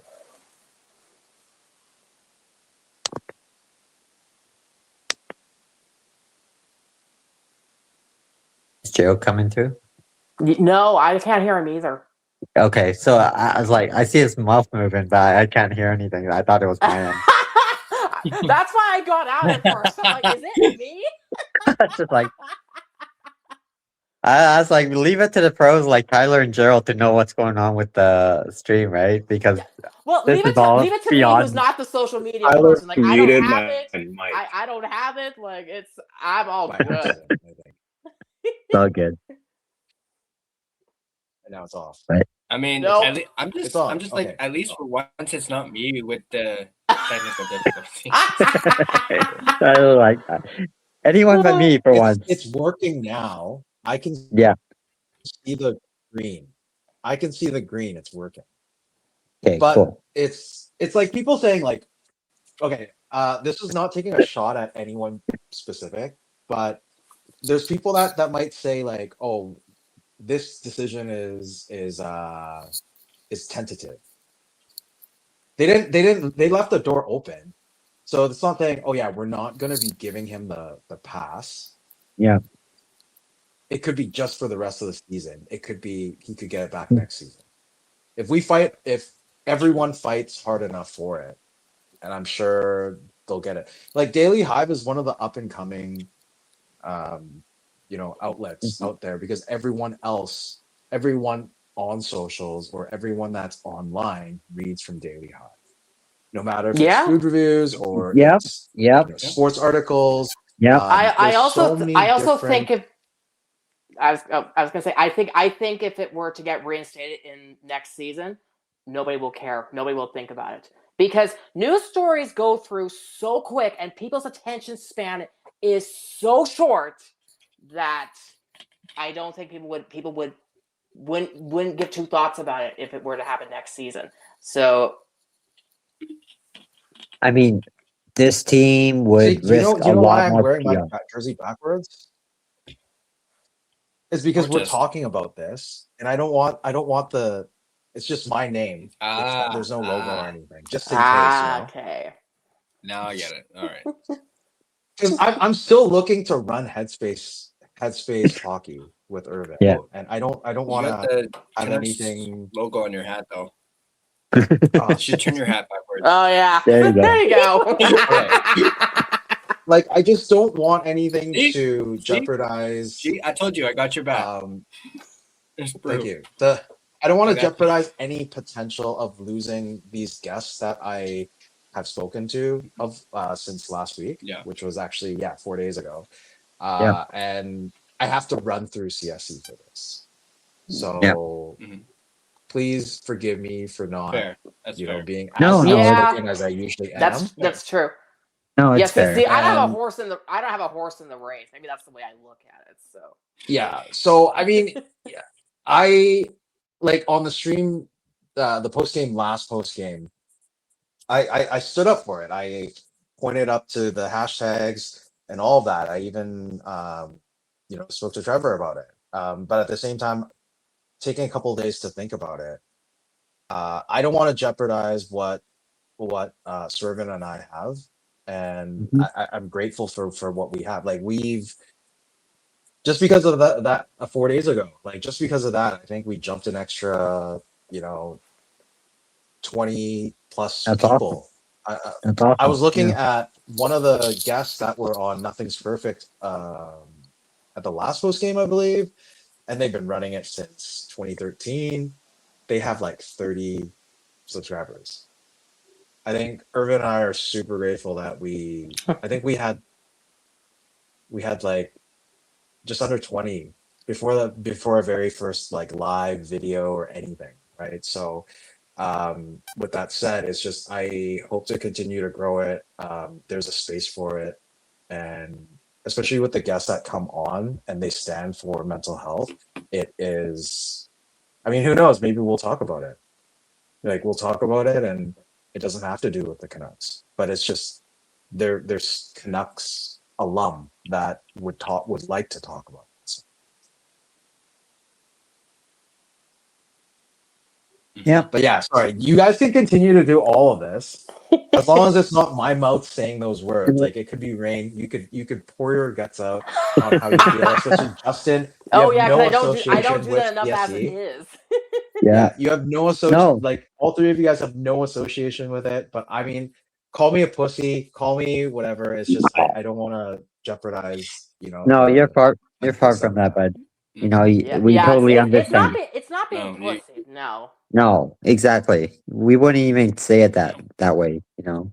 We totally understand, you know, where your values lie and everything, and we understand why you have that perspective. So totally respectable, and Yeah. we Can I support play that as devil's well. advocate for 1 second?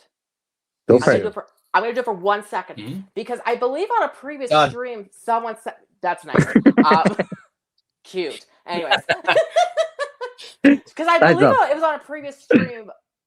One of Tyler or G said, it's not like anybody from the Canucks is gonna watch or anything like that or whatever. Yeah. So if that's the case, why then worry about what you say? No, because here's the thing.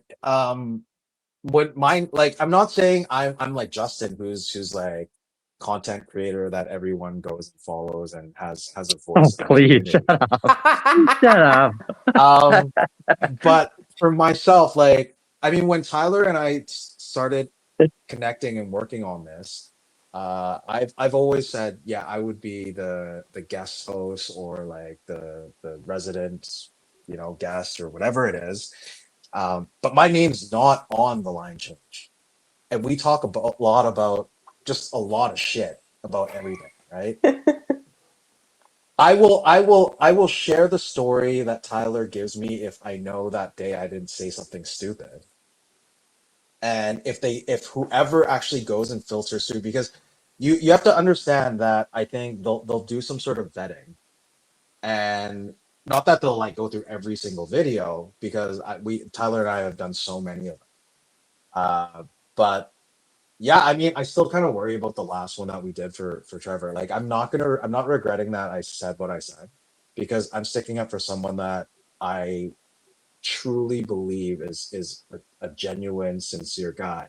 He's a great Yeah. guy, great father. Shouldn't have gotten this sort of treatment from them.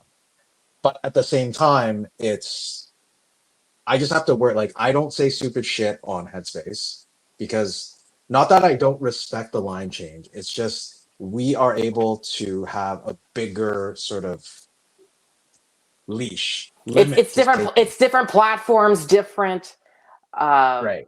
different conversations. Yeah. Exactly. And in terms of Headspace, Irvin and I have had our conversation before we even started the whole channel that, we're gonna refrain from using profanity. We're gonna like I don't even know. Ever since we started Headspace, even with Tyler, there's a lot of post games that I could have said specific words and I refrained and used other words. So I've been catching myself doing it because I watch the streams afterwards and make sure, hey, does this check? Does this check? And then if there is something, I probably will tell Tyler. I'd be like, don't do that. So I mean, if you've looked at some of the clip it stuff, I think Tyler didn't put my whole rant about the whole CEO situation, which I appreciate, and he had the whole Justin thing. But what I would have preferred is, let Justin have the full screen on that short reel story, whatever. Because I was just there sitting there, and I was just like, taking a drink, and like I had nothing part of what he was saying, and he should get the credit for it, right? And Tyler wasn't even on, so.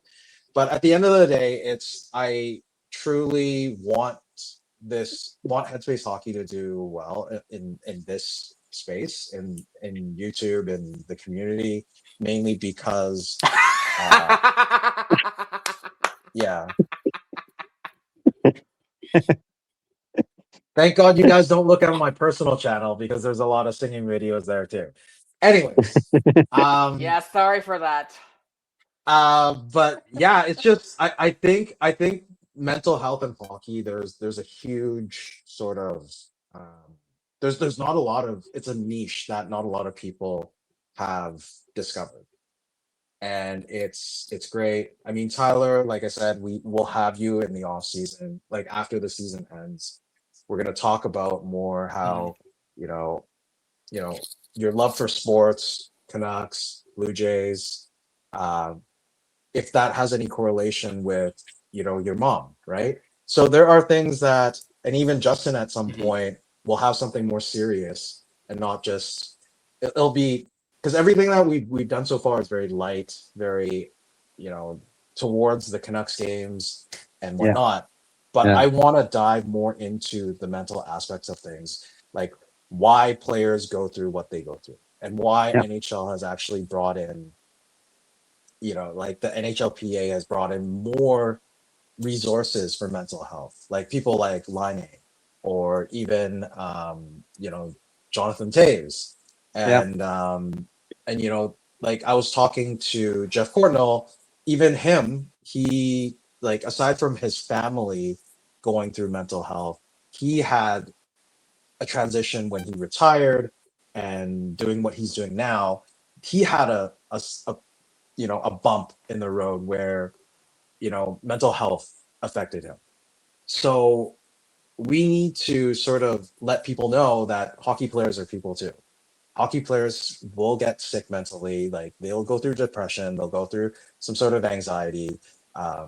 They're just too busy during the season playing 82 games plus preseasons, etc., to really worry about that stuff. And when everything slows down, like the off season that everyone goes through, there's no hockey in their lives, then they'll sit down and think about things, and maybe it'll get to them, right? So we want to show that it's the off season. We can talk about other topics that relate to hockey that people should be aware of, and we're just trying to bring awareness, right? So Yeah. Thank you for that rant. I apologize. No, don't it's good. apologize. No, it's all good. It's so inspiring to see your passion, especially in the area of mental health, with how much you stand up behind it, and it's truly inspiring. So like you said, Yeah. we are so wrapped up with the Canucks during the season, and that it's easy to just chat about the games and chat about all the stories behind the organization and the team. But when things slow down, when there isn't going to be hockey, it is going to be prime opportunity for this community and for yourself to bring those topics to to the light and create the awareness, right? So both you and Irvin it's definitely something we're going to continue to look forward to, is those deeper conversations with whatever guests you guys bring on. It's those deeper conversations, and it's going to be truly inspiring, not only to myself, but I'm sure many members of the community in general. So, well, I don't know about Rain because he usually has priorities and other engagements. That's why he's gonna miss Thursday. Rain's high in demand. I'll tell you why I'm missing Thursday. I'm going to the Price is Right live show. Bro, that's amazing. So that's fun. And it's 8 p.m. to 10 p.m. and I got an hour drive, so that's why I'm missing it. Where is it at? River Rock? No, wait, sorry. No, this is in Kamloops. This is Kamloops. Because I'm from Kamloops, so okay. Yeah, so that's why I'm. That's pretty cool. Missing it. Oh, that's yeah. awesome. If you win anything, that's a pretty good excuse. That's a pretty good excuse to my book. Hard to top that. You better be coming with gifts next time you come on the 14th, my friend. We'll talk. You're coming to the home finale, right? Yes, fan night, April 14th. 313? 311. Come on down. I'm so excited.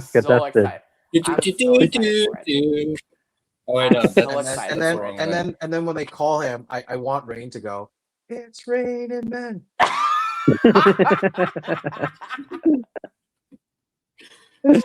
I am such a game show geek. I grew up on Price is Right. I grew up on Wheel of Fortune. That's how I learned the alphabet. Like my mother used to say, I had been watching that show since I was 3 months old. I mean, now I don't watch it because, first of all, Ryan Seacrest just bores me to death. But also, it kind of looks like a Play Now casino, the set that they have now on Wheel of Fortune. But yeah, like I love my game shows. Like I'm such a geek for it. But are you a Bob Barker fan or are you a Drew Carey fan? Oh, Bob Barker. Bob Barker. I mean, listen. I like Drew Carey. Don't get me wrong. I like Drew Carey. but Yeah. he's no Bob Barker though. Mhm. He's no Bob Barker. Like Bob Barker's a legend. Yeah. Just Well, maybe Real maybe fortune. Howie can bring some deal or no deal magic onto. I don't know how he's hosting though on Thursday. He has not been advertised as the celebrity host. Oh, so it might not even be him then. Yeah, I don't think it is him because he has not been advertised as the celebrity host. Because the Interesting. one in Niagara, it's going to be him, and then I think there's one in Vancouver, but yeah, I don't know. He has not been advertised, but when I do it, next appearance I do after going on, it's like I will spill the tea about it. But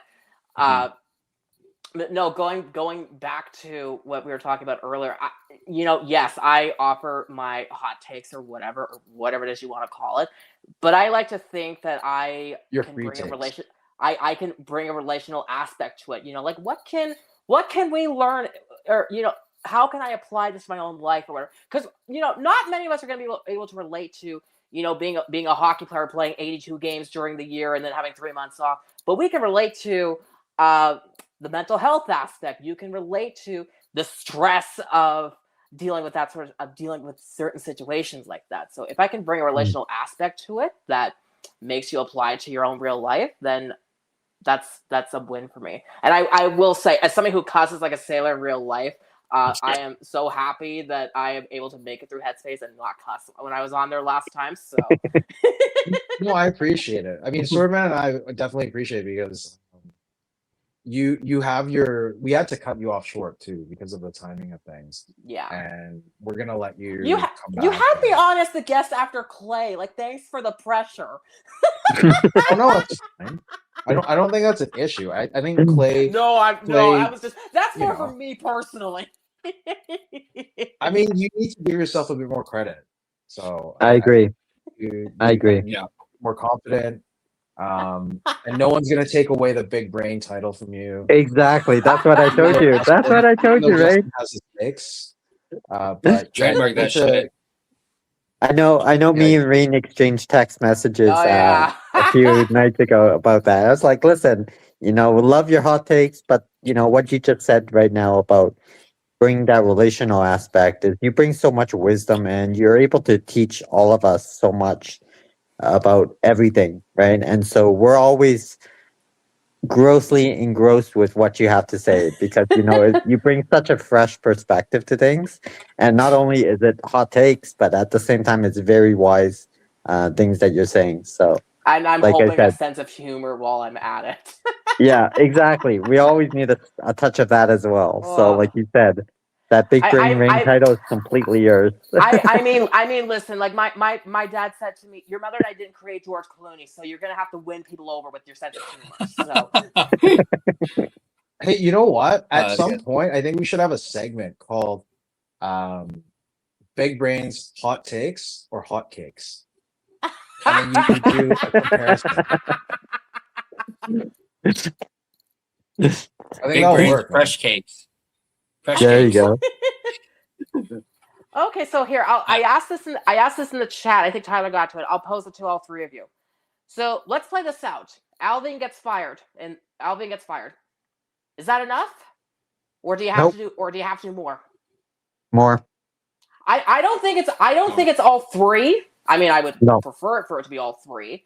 And actually, maybe I do have a hot take. So I'm trying to. You know what?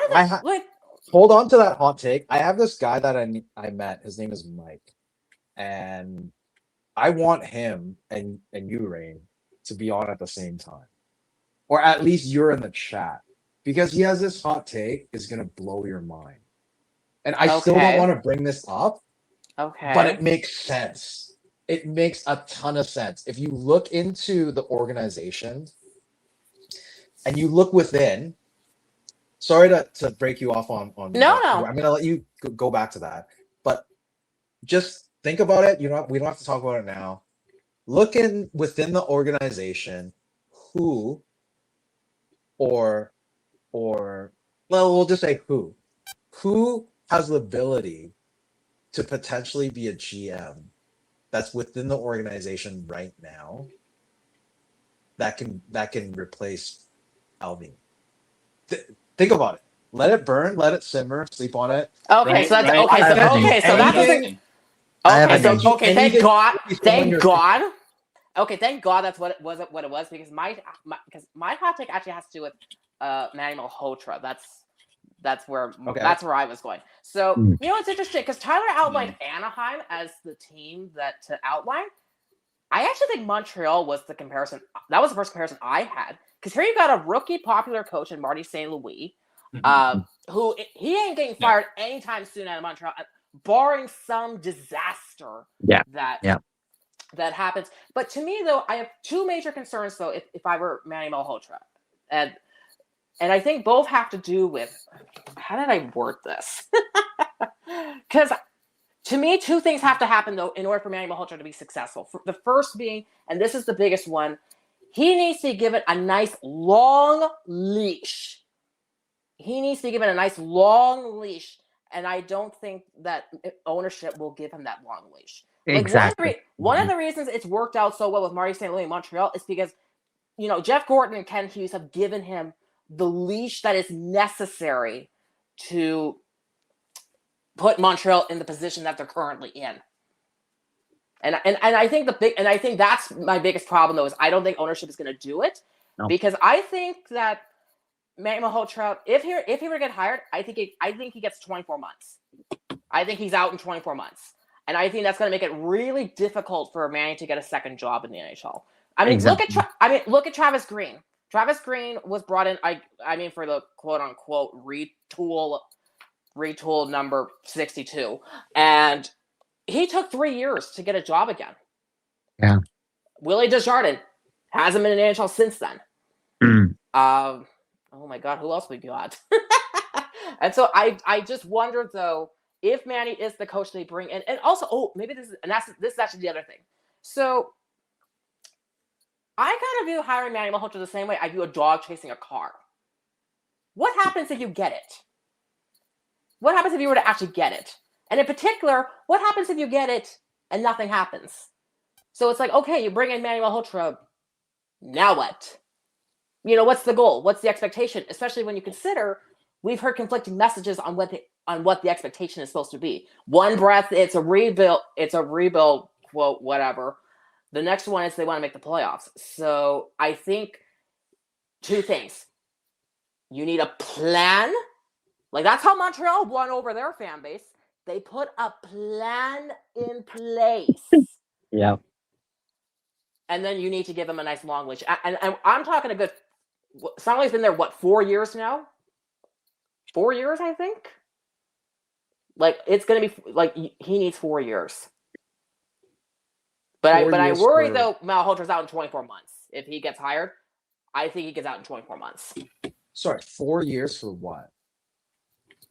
Well, that's how long Songley's been in Montreal for right now, is 4 years. To put where Montreal is currently in their position. Turn things around. Yeah. Yeah. No, but I think if you were Manny Malhotra, Don't mean to cut you guys off. There's somebody who wanted to jump in real quick. Sure. Yeah. I wanted to bring in Jay real quick. Jay, glad you could be here. Good to see you, buddy. Yeah, what's up, guys? How's it going, bud? I don't really need anything. I just wanted to feel a part of it. Yeah. Oh. Yeah, of course, buddy. Glad to see you on, Of course, bud. buddy. You're a part of this community, man. Yeah. Yeah. You doing good tonight, Jay? Yeah. Good? Awesome. Good to hear. Love the hat. Thanks. What's that? Oh, yeah, justice for Begsy. There you Love it, There buddy. you go. There you go. Good job, Jay. Love the hat. That's awesome, Oh, buddy. that's... That is changed. Yeah. Yeah.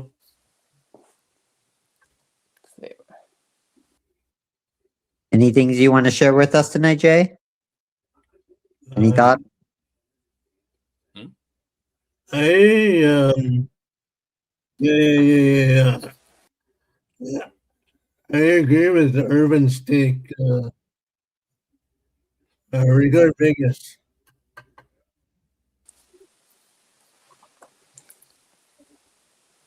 The game against Vegas. What did you think about it? Did you get a chance to watch the game? No, No. I don't watch. I listen. Oh, okay.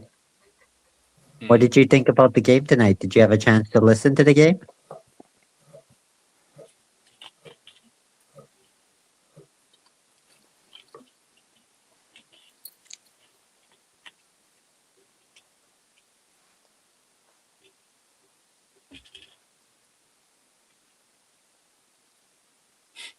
Is it just me or what's happening? Hang on. Jay, were you able to listen to the game today? One moment. Well, I don't think we can hear you. Yeah. There we go. I Hold We on, hear you, hold Ray. on, Oh, there I we go. muted myself. Now we can hear you, Jay. There we go. Yeah, I muted the wrong window. Ah, That happens to the best of us. Yeah, the beauty of technology. Yeah.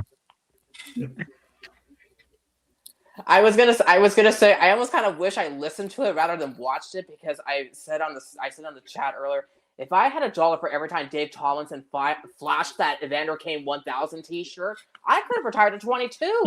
I mean, subtle much, bro? Like, come on, Jesus. yeah. I saw that in Whoa. earlier. Oh, like, good Lord. I mean, who needs advertising when you got Dave Tomlinson there doing it for you? Yeah, Free marketing. Gosh, Patel was there too. Yeah. yeah, he was really giving it to Shorty. I quite laughed at that. Saying like, did you read that off the T-shirt? For his notes and whatnot about how many games Kane had played for each team. I laughed at that. That was good. I mean, as John Shorehouse is like one of the most prepared hockey play-by-play guys in the sport, so it's like, good Lord.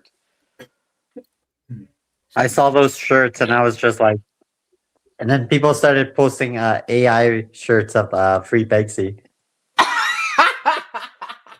And one of them I saw had Banksy's face on it, and I was like, "That's so creative! Like, we should totally just get Free Banksy shirts and wear them to the game. Like, what are they gonna do? They already banned paper bags. Like, what? They're gonna make fans strip and escort us out? I was gonna say, like, do they want you to be indecent, exposed? Exactly, like that. What do they want you to do? I'm sorry, sir. You're gonna have to take that T-shirt off and leave the building. Like, No, it's either you take off that shirt or you leave the building. fine, we'll You got take off nothing the else, shirt. though. Be No, like, they no shirt, they no didn't say problem. we- No shirt, no problem. They didn't say we Yeah. can't use it as a flag or anything. Yeah, right. Take it off, wave it around, flash it in front of the cameras. Oh man. But I Hey, this you this said we looks take like it off. This looks like a QVC ad. Like, I feel like Dave Tomlinson is getting ready to be like on QVC, being like, and the beautiful material that this shirt is made out of, it will cling right onto your body. It's nice and soft. Relax. We'll see it being sold at the team store by the next home game. Yeah, they're not Hey, Ray, lit on Ray. fire first. Hey, Rain, can you give us your guess on how much this T-shirt will be?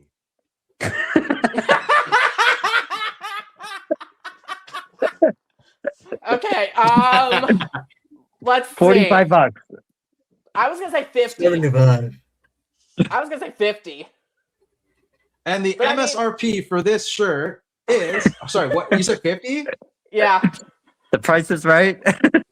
4 price is payments right. of $12.50. Without going over. It's- Closest price, retail price without Closest going to over. actual retail price without going over. Closest Oh to my the actual God. retail price Why don't we go through all of them? Tyler, how much do you think this T-shirt will be? I was about to say probably $50 before taxes. So Before See, taxes, see, okay. they don't do taxes on TPIR. They don't do taxes. It's That's just fine. it's just the base product itself. 50, right? And Justin? 14 on Temu. Are we talking retail price at the Canucks That's store? expensive for Temu.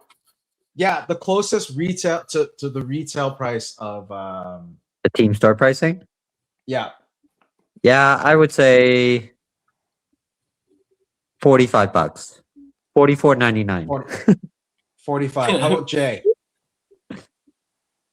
It said 75 like 5 minutes ago. Actually, I think Jay wins.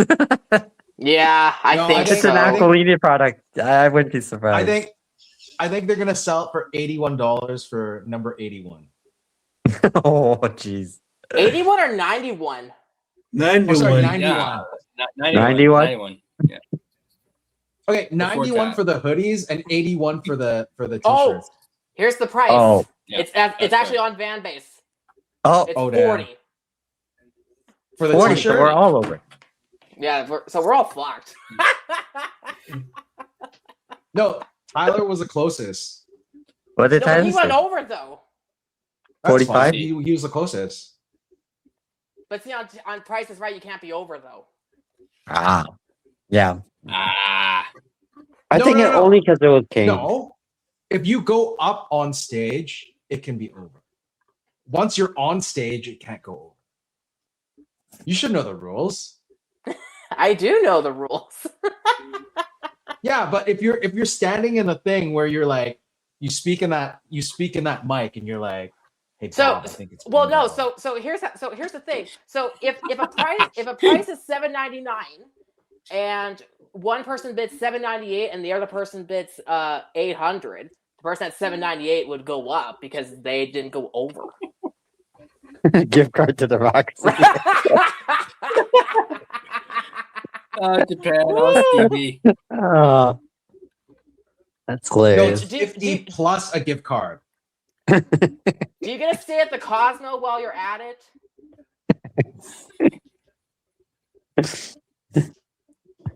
You get to stay at the Cosmopolitan on Kane Street. Who knows? Listen, I may offer Gift card hot to takes, but I Eliza. know how to throw some. I know how to be spicy, as my bosses like to tell me. Buy 5 and get a gift card to Eliza.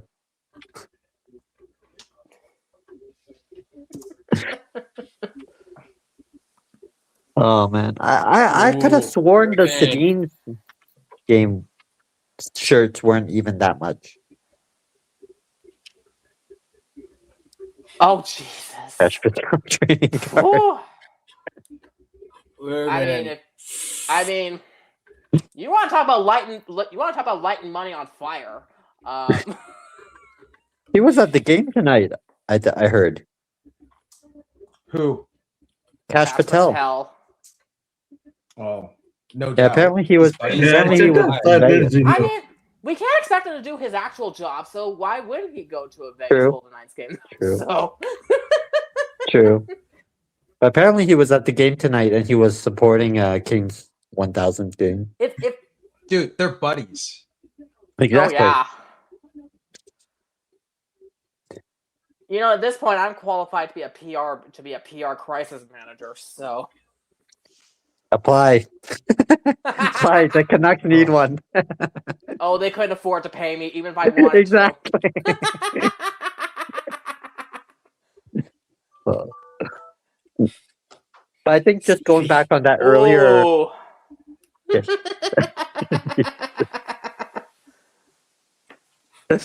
Oh man.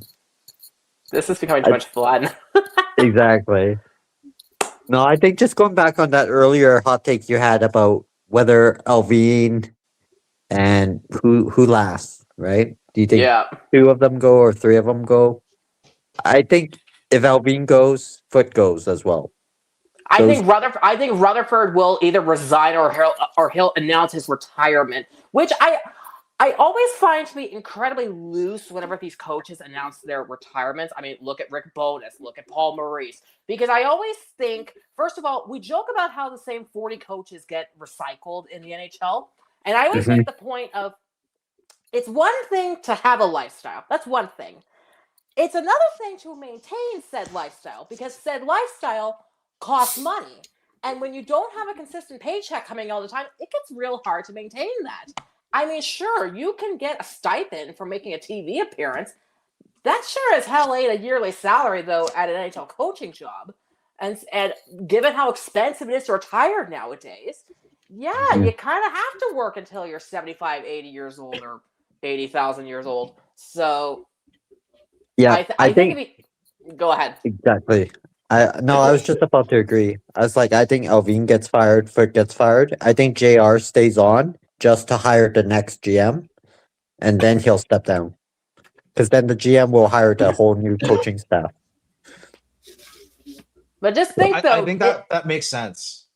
That makes sense, but then I wouldn't immediately put Manny Malhotra as the number one candidate, though. No. I don't see Manny getting the job. I think he's too high in demand. Either.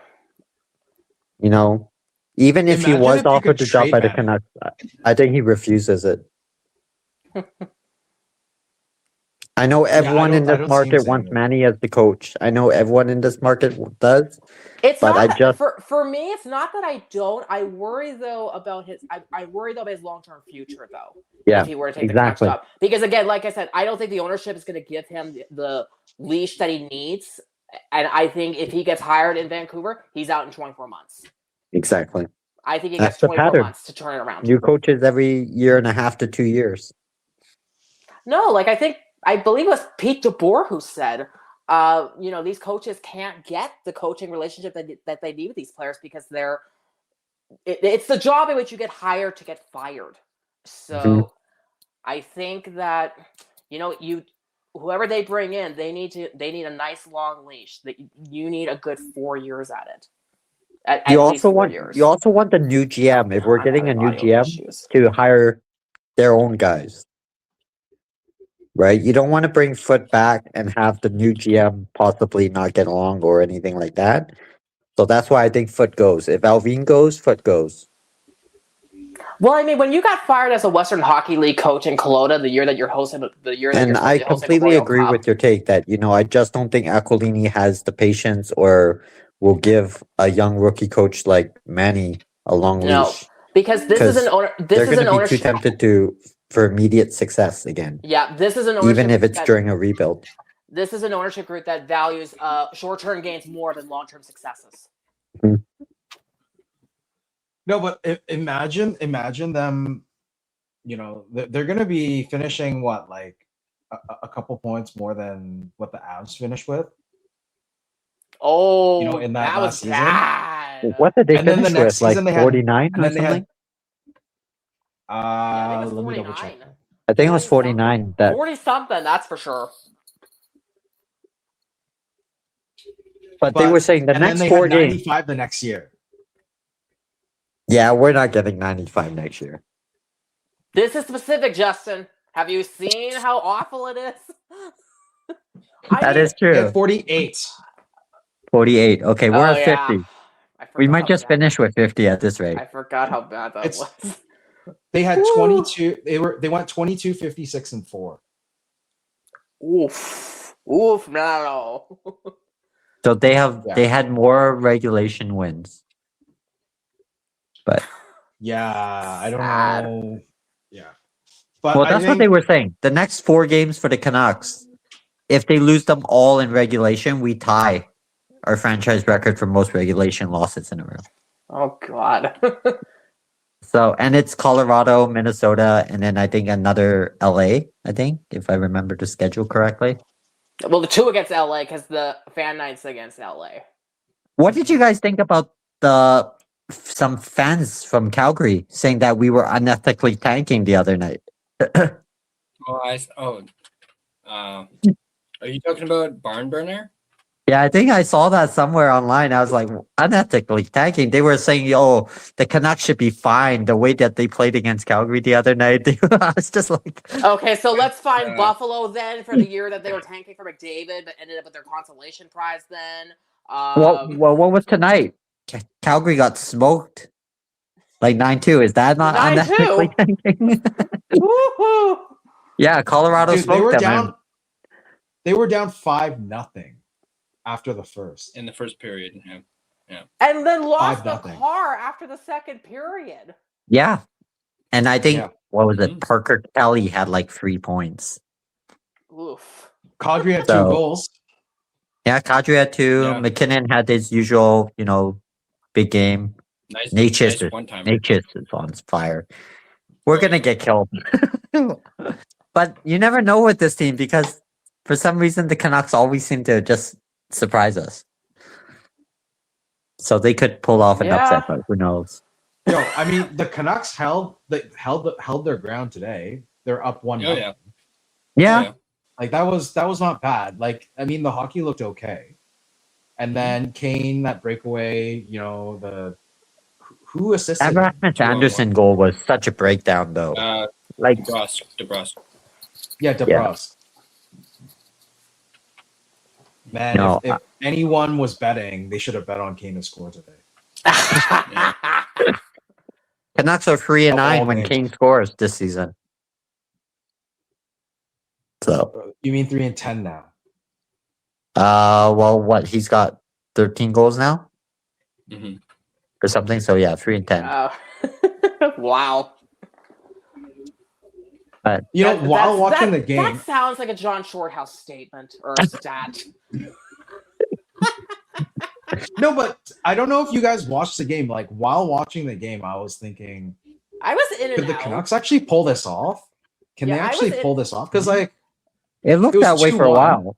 Well, I mean, they didn't lose the lead. They weren't behind at all for the first two. it's weird with Vegas because this is a team who, since Vegas came into the league, they've only won one game on home ice in regulation. They've only done it once. Vegas for whatever reason they seem to do better on the road in Vegas. I don't know what it is because every once in a while we get one of those games in which you go, what the fuck happened to Vegas? Why didn't you show up tonight? So They live in Vegas. That's why. Exactly. Yeah. No, I just didn't like the Anderson goal. There was a major breakdown there. I think it was Besser and Roenick was puck watching, and No, it was actually this number right here. That might go. He puck watching and lost let him for Anderson half a just skate second. in. Yeah, he left him for half a second, and Anderson skated in and got the pass. Yeah, because I was like watching the play breakdown and then the replay. I was just like, why is no one picking up Anderson? Why is he just skating so freely? I mean, I know Anderson's been playing that was shit in Doc's time. Vegas, but I mean, my God, like you do have to pay attention. Somebody lost their check. But Yeah, I mean I the think they game were didn't saying- open up until later on, like in the Yeah. third.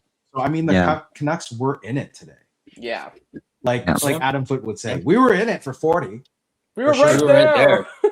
We weren't even behind after 40. know? It wasn't You until know? until the last 20 minutes. You got to feel for Lankinen though. I think he's like what one. He had a pretty good game. I'll give him that. I think Lankinen had a pretty good night, but the fact that he's like 1-12-1 or something in his last 14 games is like brutal. Yeah, absolutely brutal. Maybe they'll trade him at the draft. Like I said, maybe Lankinen's like, yeah, I'm done. I don't want to do this. Okay, I got a He already question. signed. He Okay, already I got got the bag, man. He has the money. He can go anywhere he wants. I got a question for you guys. So, because first of all, my opinion, goalie trades suck. They always suck. So, off the top of your head, because I have my answer, when is the last time we've seen a really big trade for an established superstar goaltender? Because that seems to be the case that people seem to think. Like, who's the last really big name? Without looking it up, Who's the last really big trade for established superstar goaltender? Do they still have to play? No. Carey Price? Well, The dude, last one that for was me. that was a contract trade. No. Yeah, the that's a last one for contract. Just me- to dump the contract. For me, it was Ryan Miller. Remember when Ryan Miller was a St. Louis Blue for a hot minute? I mean, if his run in St. Louis was a hot minute, that playoff run was a hot 15 seconds of garbage. So, but I mean, that trade for Ryan Miller was Ryan Miller and Steve Ott from Buffalo to St. Louis, and they got 5 pieces in return.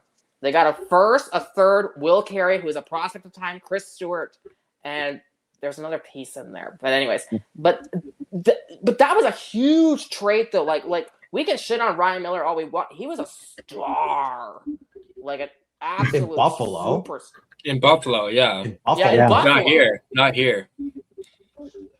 He was The last one I remember was this one. Luongo. I think the next one would be Bobrovsky. But he wasn't Bobrovsky, established yeah. yet. But he wasn't established, established yet. Yeah, he Yeah, wasn't established as he is like, now. Ryan Miller was at least established though. Yeah. And I think we can shit on Ryan Miller how it went later on, but Ryan Miller was a stud though. Like he was an absolute Can we consider? stud. Can we consider Markstrom? But just the Canucks No. didn't get anything for him. No, Nah. because He I wasn't- don't know because Calgary got nothing for him got very little in the trade with New Jersey. Like Kevin Ball was a project when Calgary acquired him. Kevin Ball wasn't a decent defenseman. He was a project when Calgary got him, and they got a mid first round pick as well in the trade with New Jersey. So I don't view that as a big trade. I was just thinking Stuart Skinner, Irvin. And I was Jari. just too afraid to say it. Oof.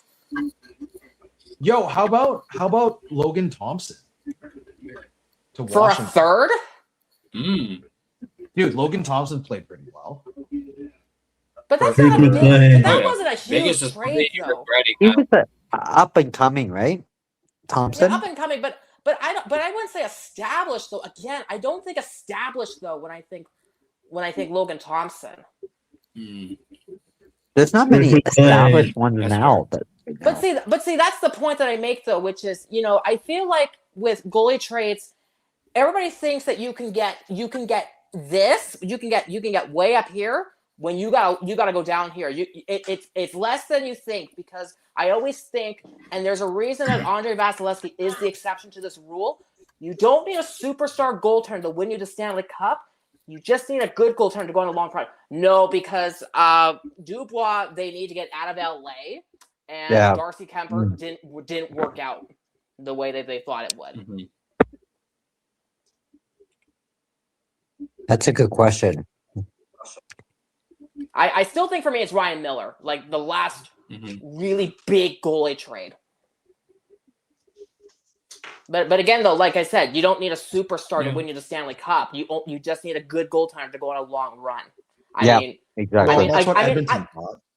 well, and one that can stay healthy. well, that's what Winnipeg thought with Connor Hellebuck. I mean, that guy has only been to the conference final once in his career, and we're going on now 8 years ago. We're going on 8 years ago now for Connor Hellebuck. And Winnipeg doubled down and gave him all that money, and basically gave him no money for a backup. With Scheifele. Yeah, with But then- Scheifele. It was that year that Makes they me think- signed Scheifele extended. That was crazy. Yeah, I thought Scheifele for sure was going to move. I'm not surprised with Hellebuck at all that he stayed, but Scheifele did surprise me, though. So do you think the Rangers did the right thing then with Shesterkin? Oh, God. Yeah, no. Exactly, because No. Shesterkin wanted more than, I Carey think Price. Vasilevsky and Carey Price, right? Yeah, woof. And that, because he feels like he's probably one of the top 2-3 goalies in the league. Yeah, except he's not, though. Dude, this has to be the one though. Oh, That's the one. absolutely. Yeah. This has to be. 100%. He went over to the Avs and then won a cup. Yeah, Yeah. absolutely. Yeah, that's a good one. Yeah. Yeah, no, absolutely. That was spurred on because he got left into the game and got left out to dry, right? Yes. He just What was that? walked remember that. off and he's like, I'm done. He walked off and Yeah. he's like, "I'm never playing another game for you guys." Yeah, that was before my time. In my defense, that was before my time. I wasn't born yet. With the Patrick And Waugh technically, he was traded to Quebec. He was traded to the Nordiques. The Nordiques. before they relocated to Colorado. Yeah, it was the summer that Quebec relocated to Colorado. Mm-hmm. Yeah. There's an old name right there. Dwayne Rolison. Rolison. Oh man, I remember that. Was it Edmonton to 2000 Minnesota? I remember him in Tampa for the 2011 Lightning run. Why do I only remember him as an Oiler? See, he was. No, I he remember played- I remember the 2011 run with Tampa, and then he went to the Islanders afterwards. I remember Was that. Was it during the 2006 Cup run? Rolison? Yep. And Ty Because I know they had a pretty Ty deep Conklin, I team. think, was on the 06 Cup run. Because I think it was Rolison that stole a lot of the games there. And then I remember Fernando Persani, Ryan Smith. So deep No, roster. so Rolison was drafted by Minnesota. Actually, no, he earned. What is it? It says he earned a spot. He was actually drafted. What? He was undrafted. He was undrafted. Started his career in Minnesota, then went to Edmonton for a first round pick, which Ooh, that would have been a lot. later at that became point. which became part of the Dimitra trade. Wow. And then he signed in the offseason with the Islanders in 2009, then traded to Tampa in 2011 in January. for Yeah. Ty Calgary and Buffalo, I Sharp. didn't even remember it all. I just remember 2003 with Minnesota was Brian Rolston. Yeah, that's who I was thinking of. Damn. Brian Rolston. I was like, I don't even remember Rolston, killing us. I was like, it was just Brian Rolston, and we choked it. Yeah. Hey Ty, you want to do your sponsor read? Oh yeah. We're Yeah. like, Yeah. We're like 2.5 hours in. let's- Yeah, let me do that. I'm just gonna read them off my phone. Look at the odds for, I guess, today. Let me just pull this up. I was just gonna say something and then be like, "Hey, it's April Fool's," but there's actually 31 days in March. Yeah, you Uh, still got not quite. trying to pull an early April Fool's prank on us. Yeah, Right. and then it'd be So like, since we were kind of talking about the PD Lightning, let's was do traded. Montreal and Lightning. Ooh. Yeah, don't remind us about 03, Irvin. Yeah. so there you go, Ty. Oh, you got it up here. Thanks, G. As always, I was looking So at the we Lightning got, and Montreal. minus 170 looks good. Who else is playing? Wow, we have a lot of games tomorrow. Yeah, I was expecting like 2 again.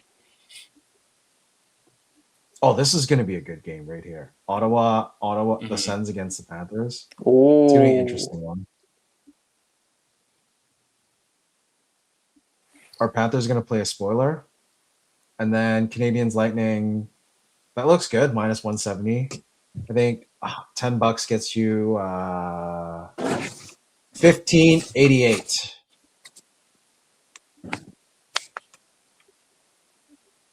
All right. There you go. I actually would go with this right here. So Carolina against the Columbus Blue Jackets, over 6.5 goals, minus 105. $10 will actually get you 1952. That would be a pretty good return right there. So there we go. That is a pick of the day for tomorrow. All right, and casual reminder: odds are, of course, subject to change, and of course, please play responsibly. All right, let's thank the sponsor of this post-game show. I know it feels like post-game show is like so long ago because you've just been, shooting the shit, which is great. Not complaining.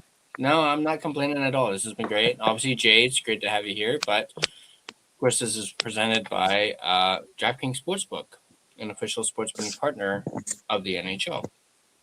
DraftKings Sportsbook, an official sports betting partner of the NHL, is built for the fastest game on ice. With player props and live betting, every shift, every shot, every save gives you options to get in on the game with DraftKings Sportsbook. New customers bet just $5, and if your bet wins, you get $300 in bonus bets instantly. Download the DraftKings Sportsbook app and use code THPN, that's code THPN, to turn $5 into $300 in bonus bets if your bet wins. In partnership with DraftKings, the crown is yours. Gambling problem? Call 1-800-GAMBLER. In New York, call 877-8-HOPE-NY or text HOPE-NY. In Connecticut, call 888-789-7777 or visit ccpg.org. On behalf of Boot Hill Casino in Kansas, wager tax pass-through may apply in Illinois, 21 plus in most states. Void in Ontario, restrictions apply. Bet must win to receive bonus bets, which will expire in 7 days. Minimum odds required. For additional terms and responsible gaming resources, see dkng.co/audio. This is a limited time offer. Copyright 2026 NHL, all rights reserved. This video has been a presentation of both DraftKings Sportsbook as well as the Hockey Podcast Network. Be sure to check out the network for your favorite podcast covering your favorite team at thehockeypodcastnetwork.com, the home of hockey podcasts, where it's every team, everywhere. Fucking Steve, man. I was just gonna highlight that. Fucking Steve. Oh, It's always when I'm on that we have the memorable conversations, for better or for worse. You want to sing a song for us? No. I sound like gurgling walruses when I sing, so yeah, let's... And yes, Irvin, I know Irvin. Green Winslow, come on down. This is your chance on The Price is Right. Yeah, I saw. Or yeah, you're the next contestant. Sorry, I don't watch it enough. I'm glad it's The Price is Right and not Let's Make a Deal. I could never wear those ridiculous costumes that they were on that show. I mean, my God, they go for everything from like superheroes to condiments to everything in between. So it's like, oh my God. Dude, but I love Wayne Brady though. He's amazing. Funny. As somebody who grew up on Whose Line Is It Anyway, oh my God. Love Whose Line Is It Anyway. I love that show. I was pissed when they canceled it, but oh no, they have traveling tours. They're actually in Vancouver last year. oh wow. Did you know that? Yeah. No. Irvin was actually saying that when we were talking about Drew Carey, I think. Oh, in terms of hosting, yeah, because I love Whose Line Is It Anyway. Love that show. Okay. Anyways, I think I'm gonna call it. If you guys What the wanna fuck is the seal dance? Is that the seal dance? No, that's on Whose Line Is It? It's like back in the day. Oh. I think this, yeah. Well, no, not on the Chappelle Show, but on Whose Line Is It? Like he'd do the Yeah, you should. Yeah. All right. Yeah, Oh no. You know what you should do? You should go to The Price is Right with a paper bag on your head, and then have like a logo on the side, Bags for Bagsy, yeah. Justice for Bagsy on that. and then do the hashtag. I would do that, except my buddies are already doing that, so maybe I should do that. Except it's not taped. Your buddy's though. gonna go with a paper bag?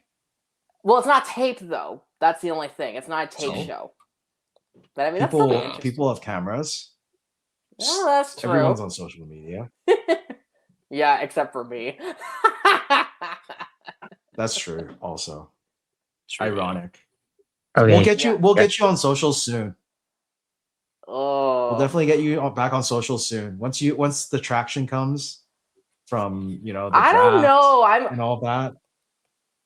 At Big Brain Ring. I would really Or at Brain Top Takes. Oh, I gave it up for a reason, and I'm quite content with where I'm at. So I don't know. It would take a lot of convincing for me to get back on it. So, Here, let me throw one last thing. Well, let me throw in one last thing before I go. So I've been watching this Chinese show lately. It's called The Golden Years. Not the English Golden Years. oh, The exact translation. oh, The exact translation is it's Hello 1983.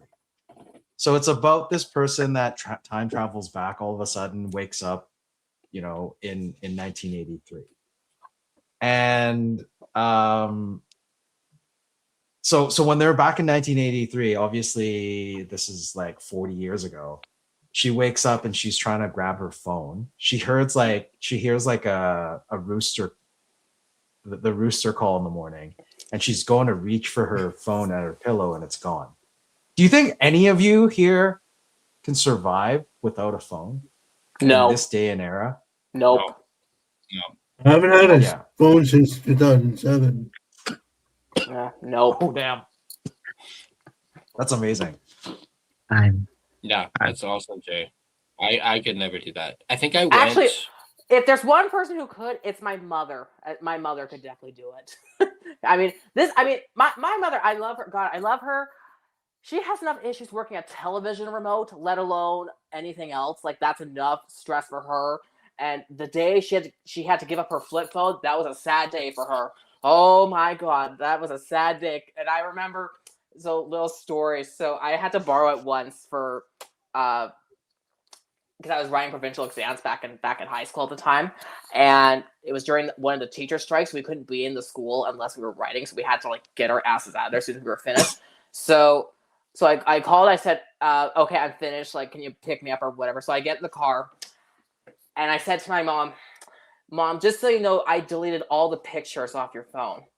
And she's like, "You're kidding me? My phone takes pictures?"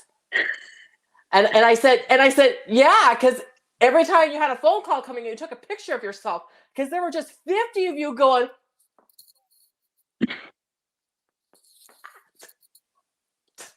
Huh? No. So here's the thing, with parents, have you ever had to do video call Yes. FaceTime, and it's like that? That's what it looks like. Yes. Oh yeah. It's like, can you move the phone further back, please? It's just it's like their mouth, and it's okay. Or the worst part, I can see your nose hairs, which by the way, you could use a trim while you're at it. But first of all, I wish I kept those pictures. But my mom said to me afterwards, she's like, that would explain why the flash would go off every time I tried to answer the phone. It's like, oh my God. Old people and technology, They should not be. Oh God. Do any of you know what this is? Nope. Do any of you know what this is? Nope. The old modem. So it's a modem that connects to your telephone. Yeah. That connects you to the internet, and you have to press a button. I think it's what is it, AOL Online or whatever it was back in the day. And you click on it, and it goes like a fax machine. Or you guys probably don't even know what a fax machine is. No, I do know. And then you go online through that, and it's like we could never do this. No. On the internet. Absolutely not. I was gonna say I do know what a fax machine is. Like I didn't just show up at a load of turnips yesterday.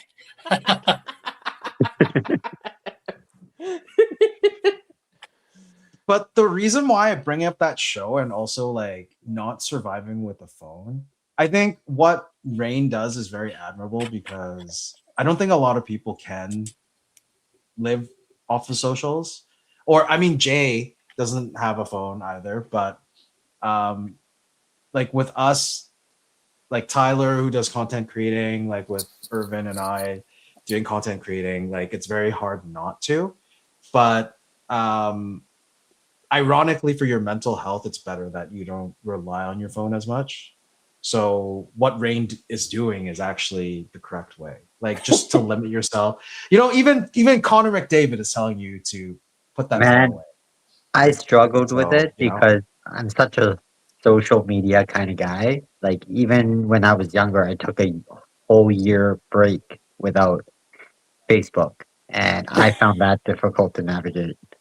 Well, you know what? As for me, as somebody who was driving behind the wheel of a car before I ever had a phone and had socials to begin with, but no, like I got addicted. That's why I got rid of it. It's because I learned I can't do it in moderation. That's what I've learned. Mm-hmm. And you know, maybe that's changed because I'm going on 28. Maybe that's changed, but you know, it's a little different when you're 20 and 21, and so Exactly. we'll see. Does your mom have a rotary phone still? Yes. Are you serious? And it works? Yeah. Like the ones that you like turn and like it swings back and you turn and it swings back? Oh no, that was my grandfather's, which did work, but no, she has a landline, so that has call display on it. I remember those rotary phones. Yeah, my grandfather had one though, so and that one did work, so that was fun to use. Like, I think people nowadays don't even know what a BlackBerry Oh my is. god! So, like a phone with physical like buttons. I think I was watching a show the other day, and they gave a phone to a kid, and it's just a number pad, and they're like, "How do you text on it?" And they're trying to like figure it out. Like I'm trying to think, like, how do you, like, I was in a generation where I obviously had one of those phones at that point, but looking back, and it's just like, how the hell do you actually do that? What was your first cell Because phone? it's like 3 letters. It was like a 3 letters per number, and then you have to click on it. Yeah. To get a text out. Yeah. I think that was Get out how my first cell technology phone. has improved. What was your first cell phone? I think that was one of like my first cell phone. It had the number pads on the front, and then my second phone had the same thing, but it had the QWERTY slide out keyboards. Yeah, I was gonna say that was the first one I had was the slide out Sidekick? keyboard. Yeah. Was it a Sidekick? I don't remember what phone it was, but it was one of the very, very early models where the slide out keyboards were. BlackBerry? No, it wasn't a BlackBerry. It was an Android. Oh, okay. Yeah. You had an Android phone. Yeah. That was your first one. Wow. Well, my first one was a very old fashioned one that had the number pad. It wasn't like touchscreen or anything like I have now. But yeah, I don't want to say what my very first cell phone is because that would show how old I am. But this is we're all old, man. with his, okay. I don't know. Razor? I'm the baby of the group. Razor? Who cares? I thought it'd be a Razor. Razor, Anyway. that's what I thought. That's what I thought too. A Motorola Razor. I never had a Razor, to be honest. I never got a Razor. But I had a phone that flipped open. So it's like a circular, and then it kind of looks like a dick with one ball. You turn it up, and then you turn it up, and the screen's in the middle. So it's like you have this long dick in your face. Wow. It's like you have a dick on your face, and it's like right up here you with one flip ball. it, and it flips up. It flips up, and then you press the number pad and all that. Okay, thanks for that image, G.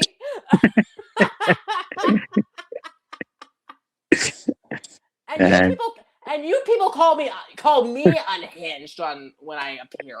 Good lord! Hey, it's past midnight right now, so It's might unleashed. as well. It's all unleashed. You know, I'm gonna find a picture of what that phone is. Make sure you type in your search properly. I don't even know how I would call it. Phone that looks no. One ball phone.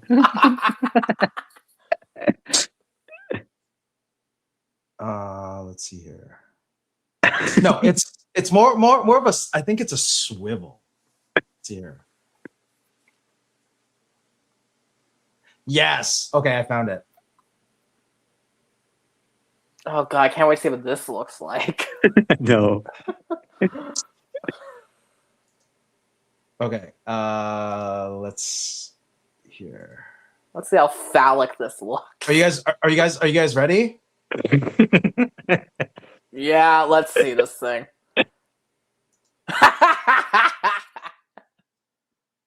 So that's what it looked like. Okay. Okay. Yeah, that looks pretty phallic. Not as bad. Yeah, that's got a fallacy to it though. Okay, yeah, I But can it looks see so it. futuristic back there. It looked so like when it's closed, it's like It looks like a Walkie-talkie. Thank you. oh, okay. I'm sorry. I was thinking on the lines of like how Rain would think, so he would understand what it looks like. But that's a V70, so that's the size of it.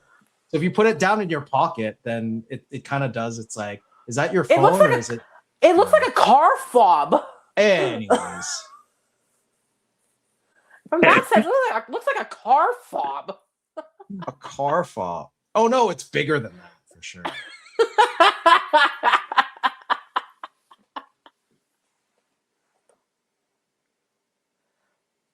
Yeah, but this was the phone to go. Dude, this was so expensive back in the day. It was so expensive. I think it costs like if you think iPhones are expensive now, which is over $1,000. This phone. I was gonna say itself my is like dad just $800 bought one today, and oh my god, he's already fucking hating it. What did he buy? An iPhone? Yeah. Oh, he's always had iPhones, but he had the iPhone SE, the second generation one, whichever one that came out. So he upgraded it to the 17E. Wow. He upgraded to the 17E, so he's not used to like having the phone with no button on it. He's not used to that. It's an electronic SIM card, which he still hasn't gotten that set up yet. So he's getting ready to chuck this thing out the window at this point. He's like, oh my fucking god. No, eSIMs are great. Such a learning curve, I can imagine.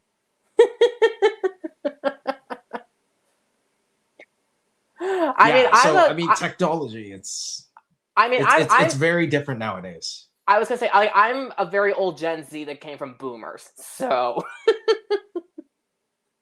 So you know the technology, right? Hey, apparently, have any of you guys had an iPod? Yeah. Yes. iPod Shuffle. Yep. Yeah. So the new trend in 26 is to find an old less Apple screen things or something like that, right? Yeah. Yeah, so you can find an Apple Watch and have an adapter and you put it in and it looks exactly like the old school iPod like mini. Oh my god. And I have one of those watches. I'm thinking of doing that because it's so great because you can actually like it depends which gen of the iWatch you have. You can actually use it as a phone. Yeah. So that's and then it has that little circle, a little circle that you scroll around. Oh my god! Go back to some retro stuff. Oh my god!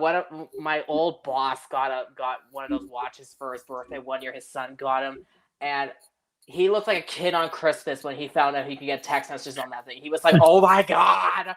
Like I can get text on this thing." And so oh now my he's god! So now he's like talking into it, like as if that looks cool or whatever. It's like you just look like a fucking weirdo, buddy. That's a good reference. Saved by the Bell. No kidding. Yeah, going back to what you said earlier. Dakota Joshua is now a one ball man. Oh, bro. This was before my, Potentially. this was before my Jay, time. let's not go there. Let's not go there. That's actually very. It's a bit like sensitive. Like let's not. Yeah, I That's understand the why I joke, didn't but laugh no, at we your shouldn't talk comment. about it. This was That's before why I my didn't laugh time. at your comment. This was before my time, but I only have one memory when it comes to Dustin Diamond from this show. I only have Yeah. one memory, but it's not from the. It's Oh, not no. this. It's not this though. Would you? Let's see what we get when we see Dustin Diamond. Is it gonna come up? It doesn't even say, because I would expect right here about him, it would say something about that tape. Yeah.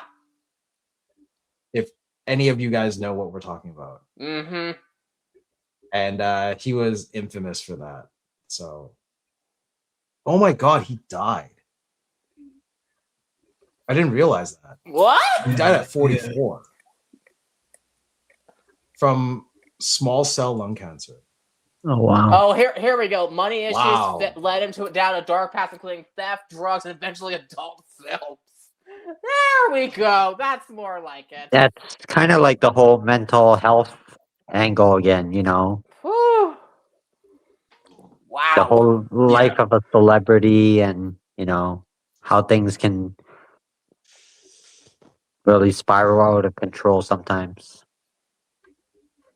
Which is why we do the channel. It's I Exactly. think it's not just sports. It's not just sports, but I actually know a lot of entertainers back in Asia that go through that, and they don't talk about it because they're like this idol, and they actually don't have people to talk to. They don't have anyone to go to, and it's very it's just a shame because it should be things that need to be talked about. And sometimes it comes down to ego. Like, I mean, in society nowadays or back, let's say a while, like 10, 20 years ago, it's men don't talk about their emotions, right? And they don't talk about what problems they have. And now it's finally getting a bit of exposure, awareness that people are trying to talk more about it. Because or else you're just going to be called names. Like there's really nasty names that people call them. Oh yeah. Yeah. You know, like yeah. Anyways, so yeah, mental health is very important. And if anyone is going through any of that, that's what Headspace Hockey is here for. The CCC is here for that. Also, anyone that has issues, needs to talk to someone, reach out to any of us. Myself, Irvin, even Justin. I'm not so sure about Rain, but reach out to us. Rain will cheer you up with jokes, but they're just very dark. So just be aware of that. Oh, by the way, this is the iPod. If I had one. Yep. Mm-hmm. Is wondering what an Dark iPod against was. dark is not a good idea. Yeah.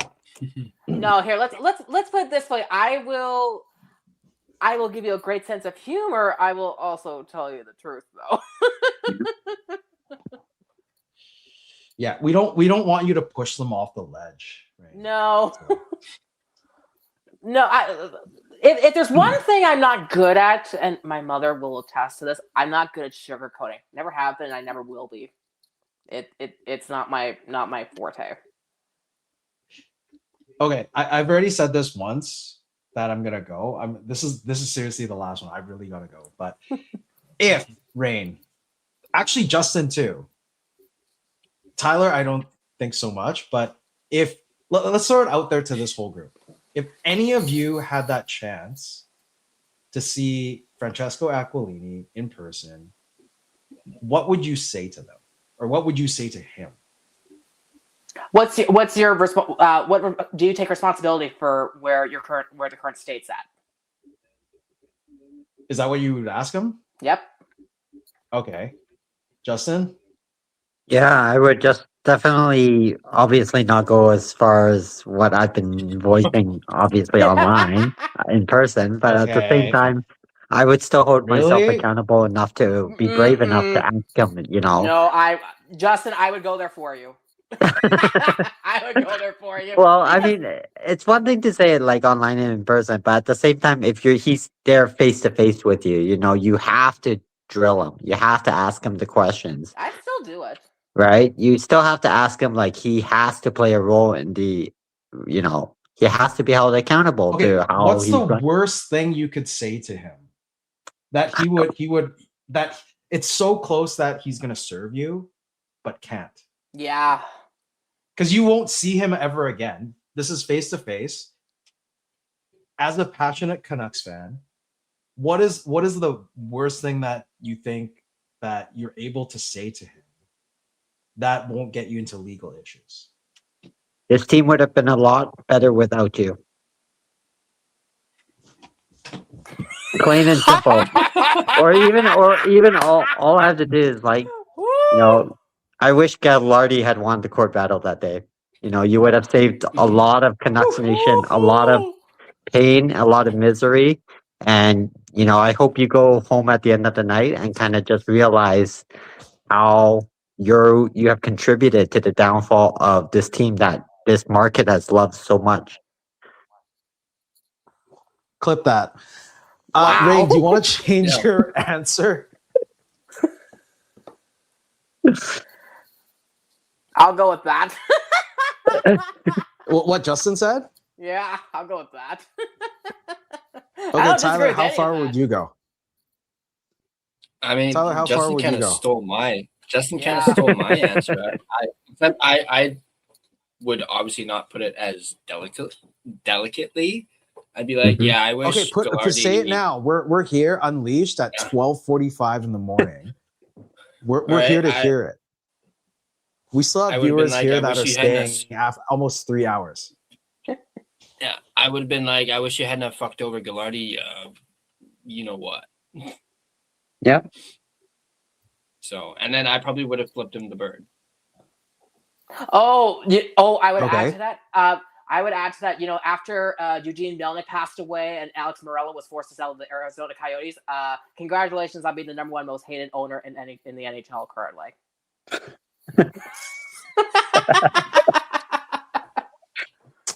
Wow, It's that's kind of nasty. it says a lot when Who would come other close to that? other owners don't even want to deal with you. Why do you think there's so much hesitancy for any GMs or any organizations to want to deal with Vancouver unless they absolutely have to? Well, think about this. Ever since Tom Gagliardi took over the Dallas Stars, there have been 3 trades since November of 2011 when Gagliardi took over the Dallas Stars. That is not a team that Vancouver tends to trade with very often, if ever. No, Well, they just did with the summary. Myers. He screwed But that's Gagliardi the over. third one He screwed in Vancouver 15 over. years. That's Exactly. the third trade in 15 years. He screwed the franchise over. He screwed Gagliardi over. That's a pattern.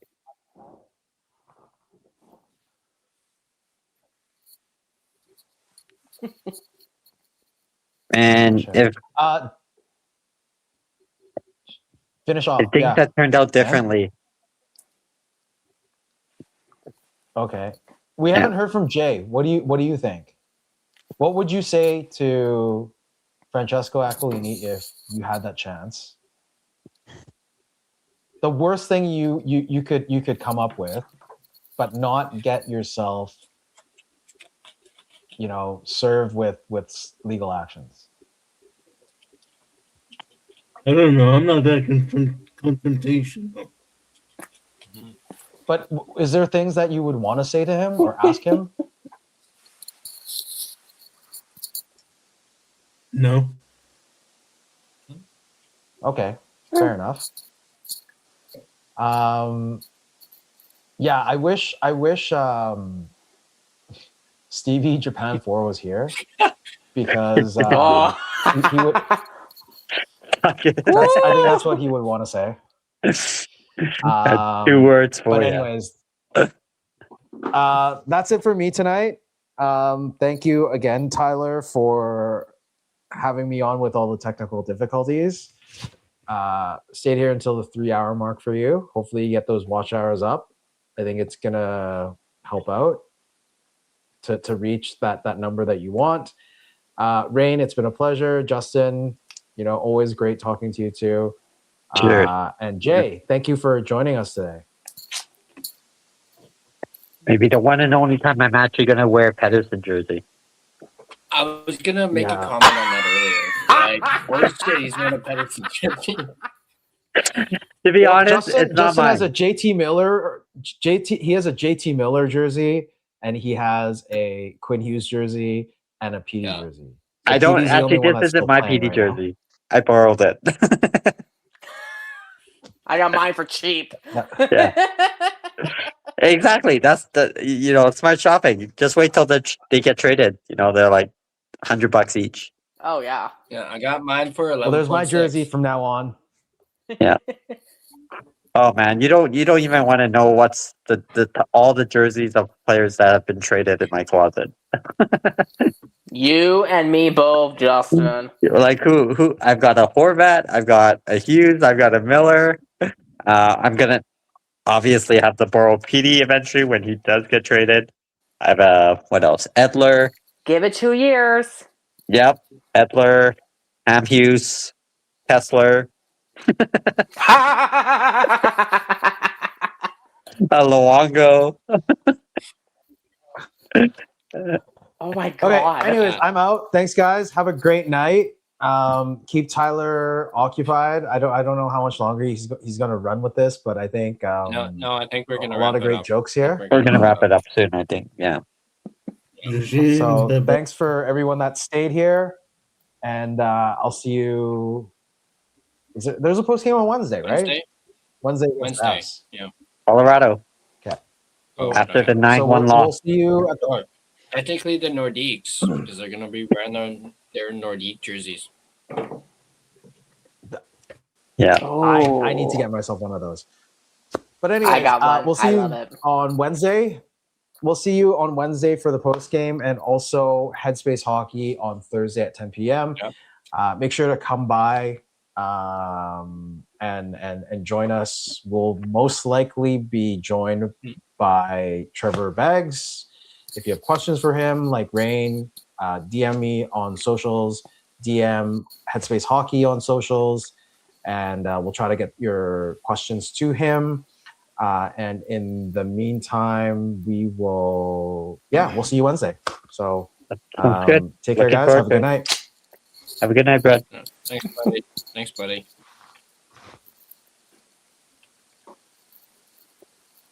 Now back good to point by Handia. in person as well. Thursday. I texted G and Irv my list of questions, and now that I think about it, it's like, oh, I don't know if he can ask. I don't know if they can ask Begsy any of them. Because I'm thinking more like from a reflectional aspect, like looking back on it, sort of thing. Like I said, like I'd be curious to know if Begsy had red flags that he could think of, like not to name them specifically, but like are there moments in which he went, that's something I need to like keep in the back pocket, because I always, like I said, nothing ever comes out of left field. So Okay, don't worry. I'm actually I'm gonna give him a question list that if he comes on, I'm not going to surprise him online, like live. I'm going to give him the questions first, and he'll answer whatever he feels comfortable with. I'm not going to put him on the spot. No. Because what happened is very sensitive, and I don't want any, I don't want to cause mental health issues for anyone. So, whatever questions. It's still fresh too, is the other thing. Like this is still really fresh and Really, it's still really current. fresh. It's still going. That's the thing, because of all the support. Exactly. So if So you it's not submit just gonna any be a questions story that over goes to away. Headspace,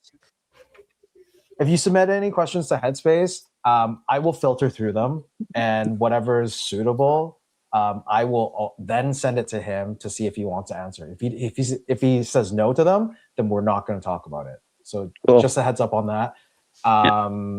But out of respect for Begsy, out of respect for whatever parties that may be involved, we're going to try to make sure everything is is clean and filtered, and no one gets offended, and no one is uncomfortable.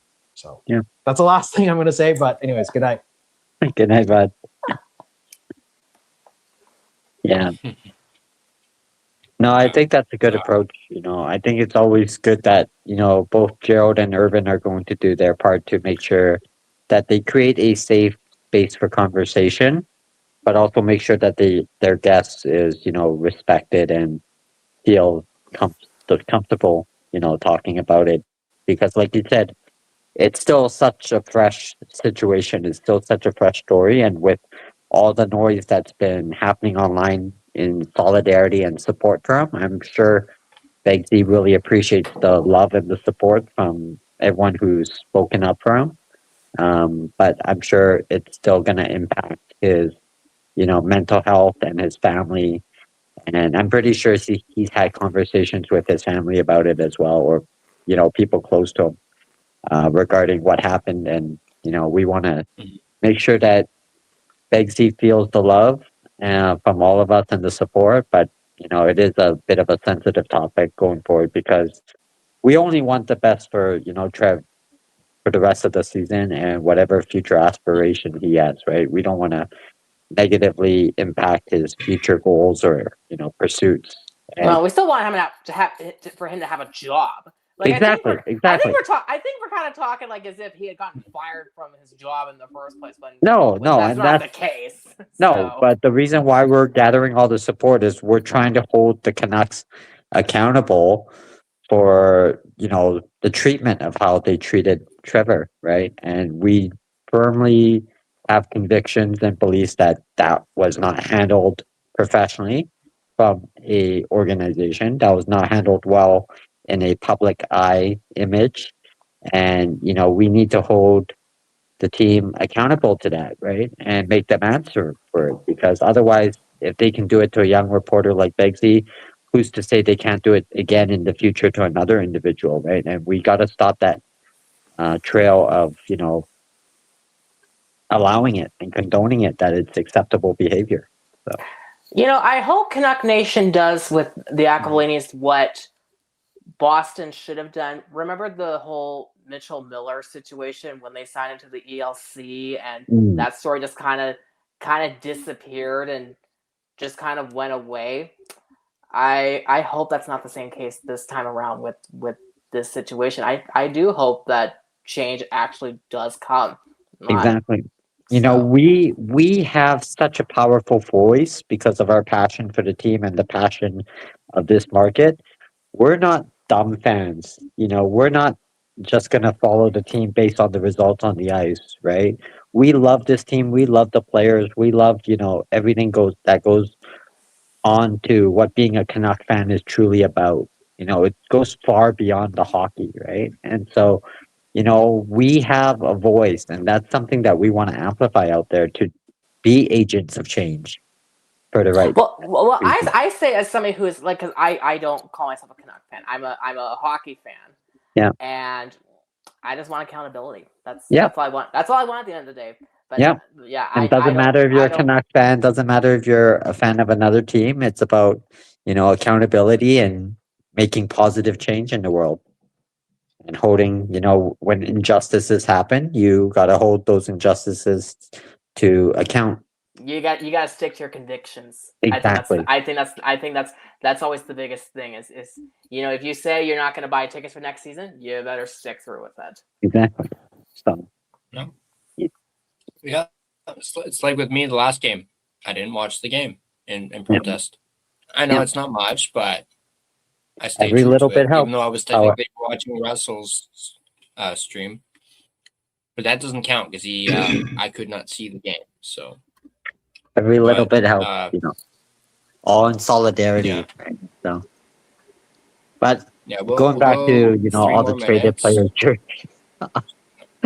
I brought back. Yeah, I'll be the first to admit I was a bit of a Virtanen fan, and so that first home game, right? That first home game, his first game in the NHL where he scored the goal. I bought the jersey the same night. Because I was like, this kid's gonna be a star. He's gonna be so good. Oh my gosh! Now I have But, like yeah, what's the that most jersey that I wrong don't you've even ever know been? buried in my closet. Well, yeah, what's the most wrong you've ever been? Exactly. I was so excited because the kids could, he scored the goal in his first game, right? And it was such a gorgeous goal too. It was just like so much hype, only to fall flat. I had a totally off-topic thing I was gonna ask because I was only gonna ask this because I go to a WHL playoff game on Wednesday night. Best hockey game you've ever been to? Not necessarily doesn't necessarily have to be an NHL game. What's the best hockey game you've ever gone to? That you've attended live. Maybe that's the best game I've been to yes. live. I have a few. Like the playoffs were obviously very exciting. I think just the atmosphere and everything. But I think my top choice would have to be the Sedin's last home game. Ooh. Yeah, the Sedin's last home game was definitely up there. It was electric. Like you could feel the emotions. You were getting choked up. The fans chanting "one more year" at the end, and then how perfectly that game got ended. Well, when I got scored at 22-33. 22-33, goal assisted from Edler and Henrik and all the 22s and 33s in the time of the goal. Just perfect. Jersey numbers. It was just crazy. Yeah. See, for me, it's not. For me, it's not an NHL game. It's not even an NHL game. For the best game I ever attended. So this would have been. Okay, I gotta think of my dates. This would have been March 19th of 2019. It's between the Kamloops Blazers and the Kelowna Rockets in a tiebreaker game. Ooh. It's only the 7th time in Western Hockey League history they've ever had a tiebreaker. The winner went to the playoffs. The loser was done. The loser was done for the season. So it's scoreless after 1. 1-1 after 2 going into the third period. Kamloops takes an early 2-1 lead. Then they take a penalty. So Kelowna's now on the power play. And in one penalty kill, Kamloops had a penalty shot that they did not score on, and they scored twice shorthanded, all on the same penalty kill. And that building, we blew the roof off that place. Was just crazy. It was so electric. It was absolutely incredible. And if you listen to the radio broadcast, it's like these guys could not believe what was happening because you watch the highlights. Both shorthanded goals are scored the exact same way, and both are the goalie's fault. Now I'm still waiting for the day or the game where we're all in the building and the Canucks are going to win the cup. Okay, well, when I marry if I ever marry a billionaire and can afford to attend that game ticket, I will gladly let you know. One can dream. Whenever that is, we're all happen to be in the building at the same time. The Canucks are up. They're last minute of the game. You know how it was if you married a millionaire, you were set for life. No. Now you gotta marry a billionaire. Except you got real slim pickings though with your billionaire choices. Exactly. So poof. And I mean, as my grandfather says, I would be lucky if I could get a stripper to marry me. But anyways, that's for another day. My grandfather, if there's 2 things I've endured from him, it's my sarcasm and my bluntness. There you go. Any other thoughts, Tyler? Yeah. I had to really think about that one. I had to really think about that one. Game 1. I was thinking round 1. 07 against Dallas Stars. Ooh, good one. That's a good one. Overtime. That's a good one. That's a good one. I didn't get home till 2:30 in the morning. I was gonna say babysitters that night must have been making real bang for their buck. Exactly. Oh yeah.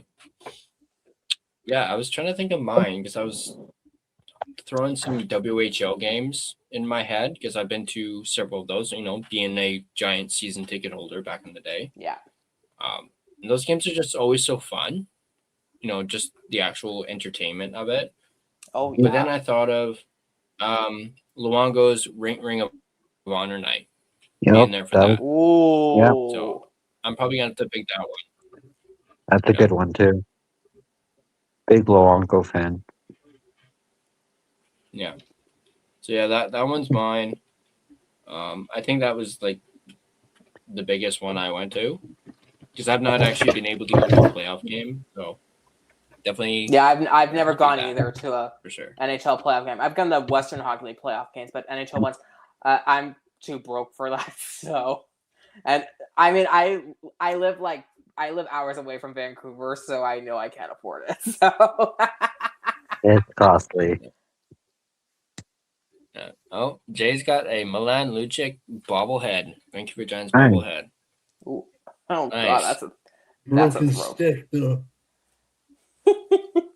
I've got Oh, my we lost the Canucks stick. bobblehead. Yeah. Yeah, I think I got my Luongo one up there. You can't really see it, but it's up there in the background. I got If you just Who look do I above the minion. the Sedin, Bertuzzi, and a Quinn Hughes one. Quinn Hughes Funko Pop bobblehead. I'm sure you can make some money on eBay from a know what? I Minnesota was actually fan. No, I'm still trying to No, I find was that just thinking, should I? Vancouver Quinn Hughes Star Stick from McDonald's. Oh yeah, yeah. oh god. Apparently they have a I think Vancouver one I out think there. they ended that.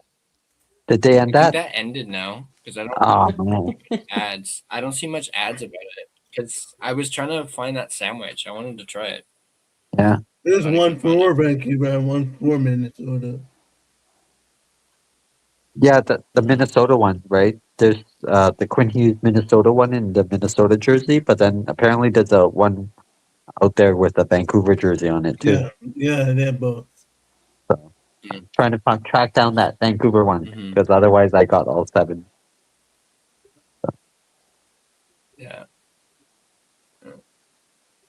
Yeah. I'm kind of contemplating. Should I do a full game live stream on Wednesday? Yeah, I think so. Kind of contemplating it.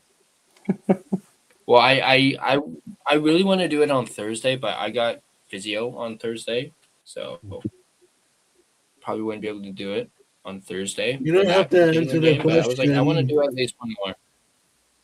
You don't have to answer the question, but is it for your hand? Yes, it's for my hand. Yeah. I'm going to physio tomorrow and Thursday, so twice a week. Hmm. So yeah. I think we can cut it there. It's 1:06. I do want to check on the missus, even though I know she's fast asleep. I do want to check on her. Yeah. So For sure. kind of finish my dinner. Kind of finished my dinner too. I forgot I ordered something and it literally sat outside for like an hour. So it's like cold. It's cold. You probably yeah. Well, Didn't this happen last time too? he went to get his food, but he and I didn't eat it on stream. Well, last time I got What? and last time it was A&W, so that's okay, cold. This time I got What? Cactus Club, so it's Oh god. Well, little- who cares? Who no. cares about it? Just eat in the middle of the stream. I mean, what are we on The Bachelor? Like what? Where people don't want to eat on camera? Like, good lord. Oh, I was earlier. That's why I had myself muted. I was eating earlier. Oh god. It's all good. Oh, Yeah, but no, obviously give her our best and hopefully everything turns out well for you. mhm. We'll continue to pray for everything. So Yeah, definitely. Yeah, hopefully she did say she is gonna go into work tomorrow.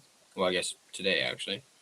She is gonna try and work, but I obviously told her if you need to go home, don't take it hesitate. easy, yeah. So Yeah, exactly. but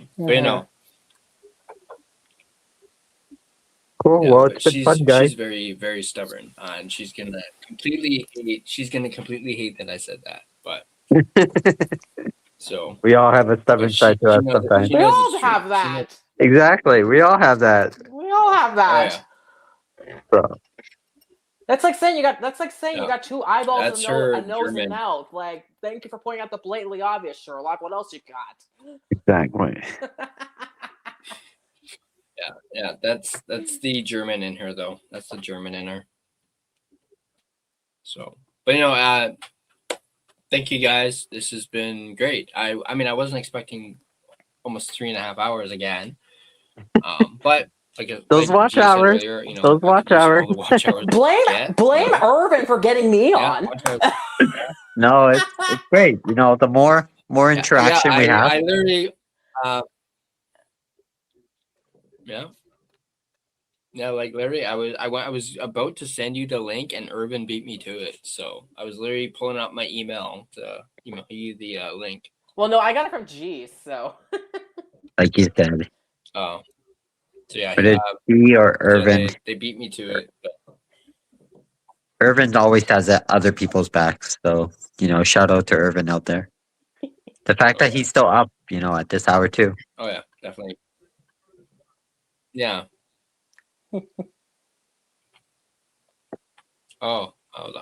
Yeah, maybe I will. We'll see. I'll maybe look into that for sure. Yeah. Even though the Canucks aren't in. Maybe I'll do some Carolina ones. So that'll be fun. This has been awesome. Rain, obviously, I always say, always a pleasure. I'll foot you the bill. But Justin, I already know. You already know. Love having you on. And Jay, thank you for coming on. Appreciate you, Jay. As well. I love that you changed your hat, by the way, to the Nordiques. That's a nice hat, bud. Ooh, good choice. That's a nice one right there. Yeah. I heard you mention them, so I had to. Oh, awesome. Yeah. Yeah. Oh, I love. Yeah. I have that Nordiques jersey in my closet, like the Adidas Classic or one or whatever. Love it. Sick. That is awesome. Love it. Right. So good. Yeah. Just don't tell them in Montreal. Yeah, exactly. Oh, too late. I have a Whalers hat too. Too late. I was at a game in Montreal, and yeah, that's a little too late.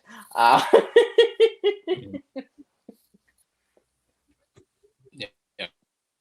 I remember, just real quick before we sign off, I think I was flying back from Disney World, and I had to stop in Montreal. And I didn't leave the airport. I think I had like a layover or whatever. I couldn't read a fucking thing in that airport. It was all in French. So the only time I could read anything in Montreal.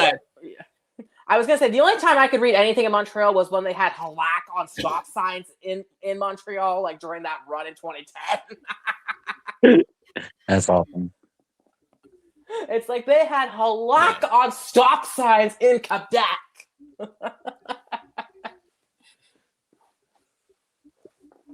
Yeah. So I thought that was great. Being like, okay, where's the freaking bathroom here? Like toilet, over there.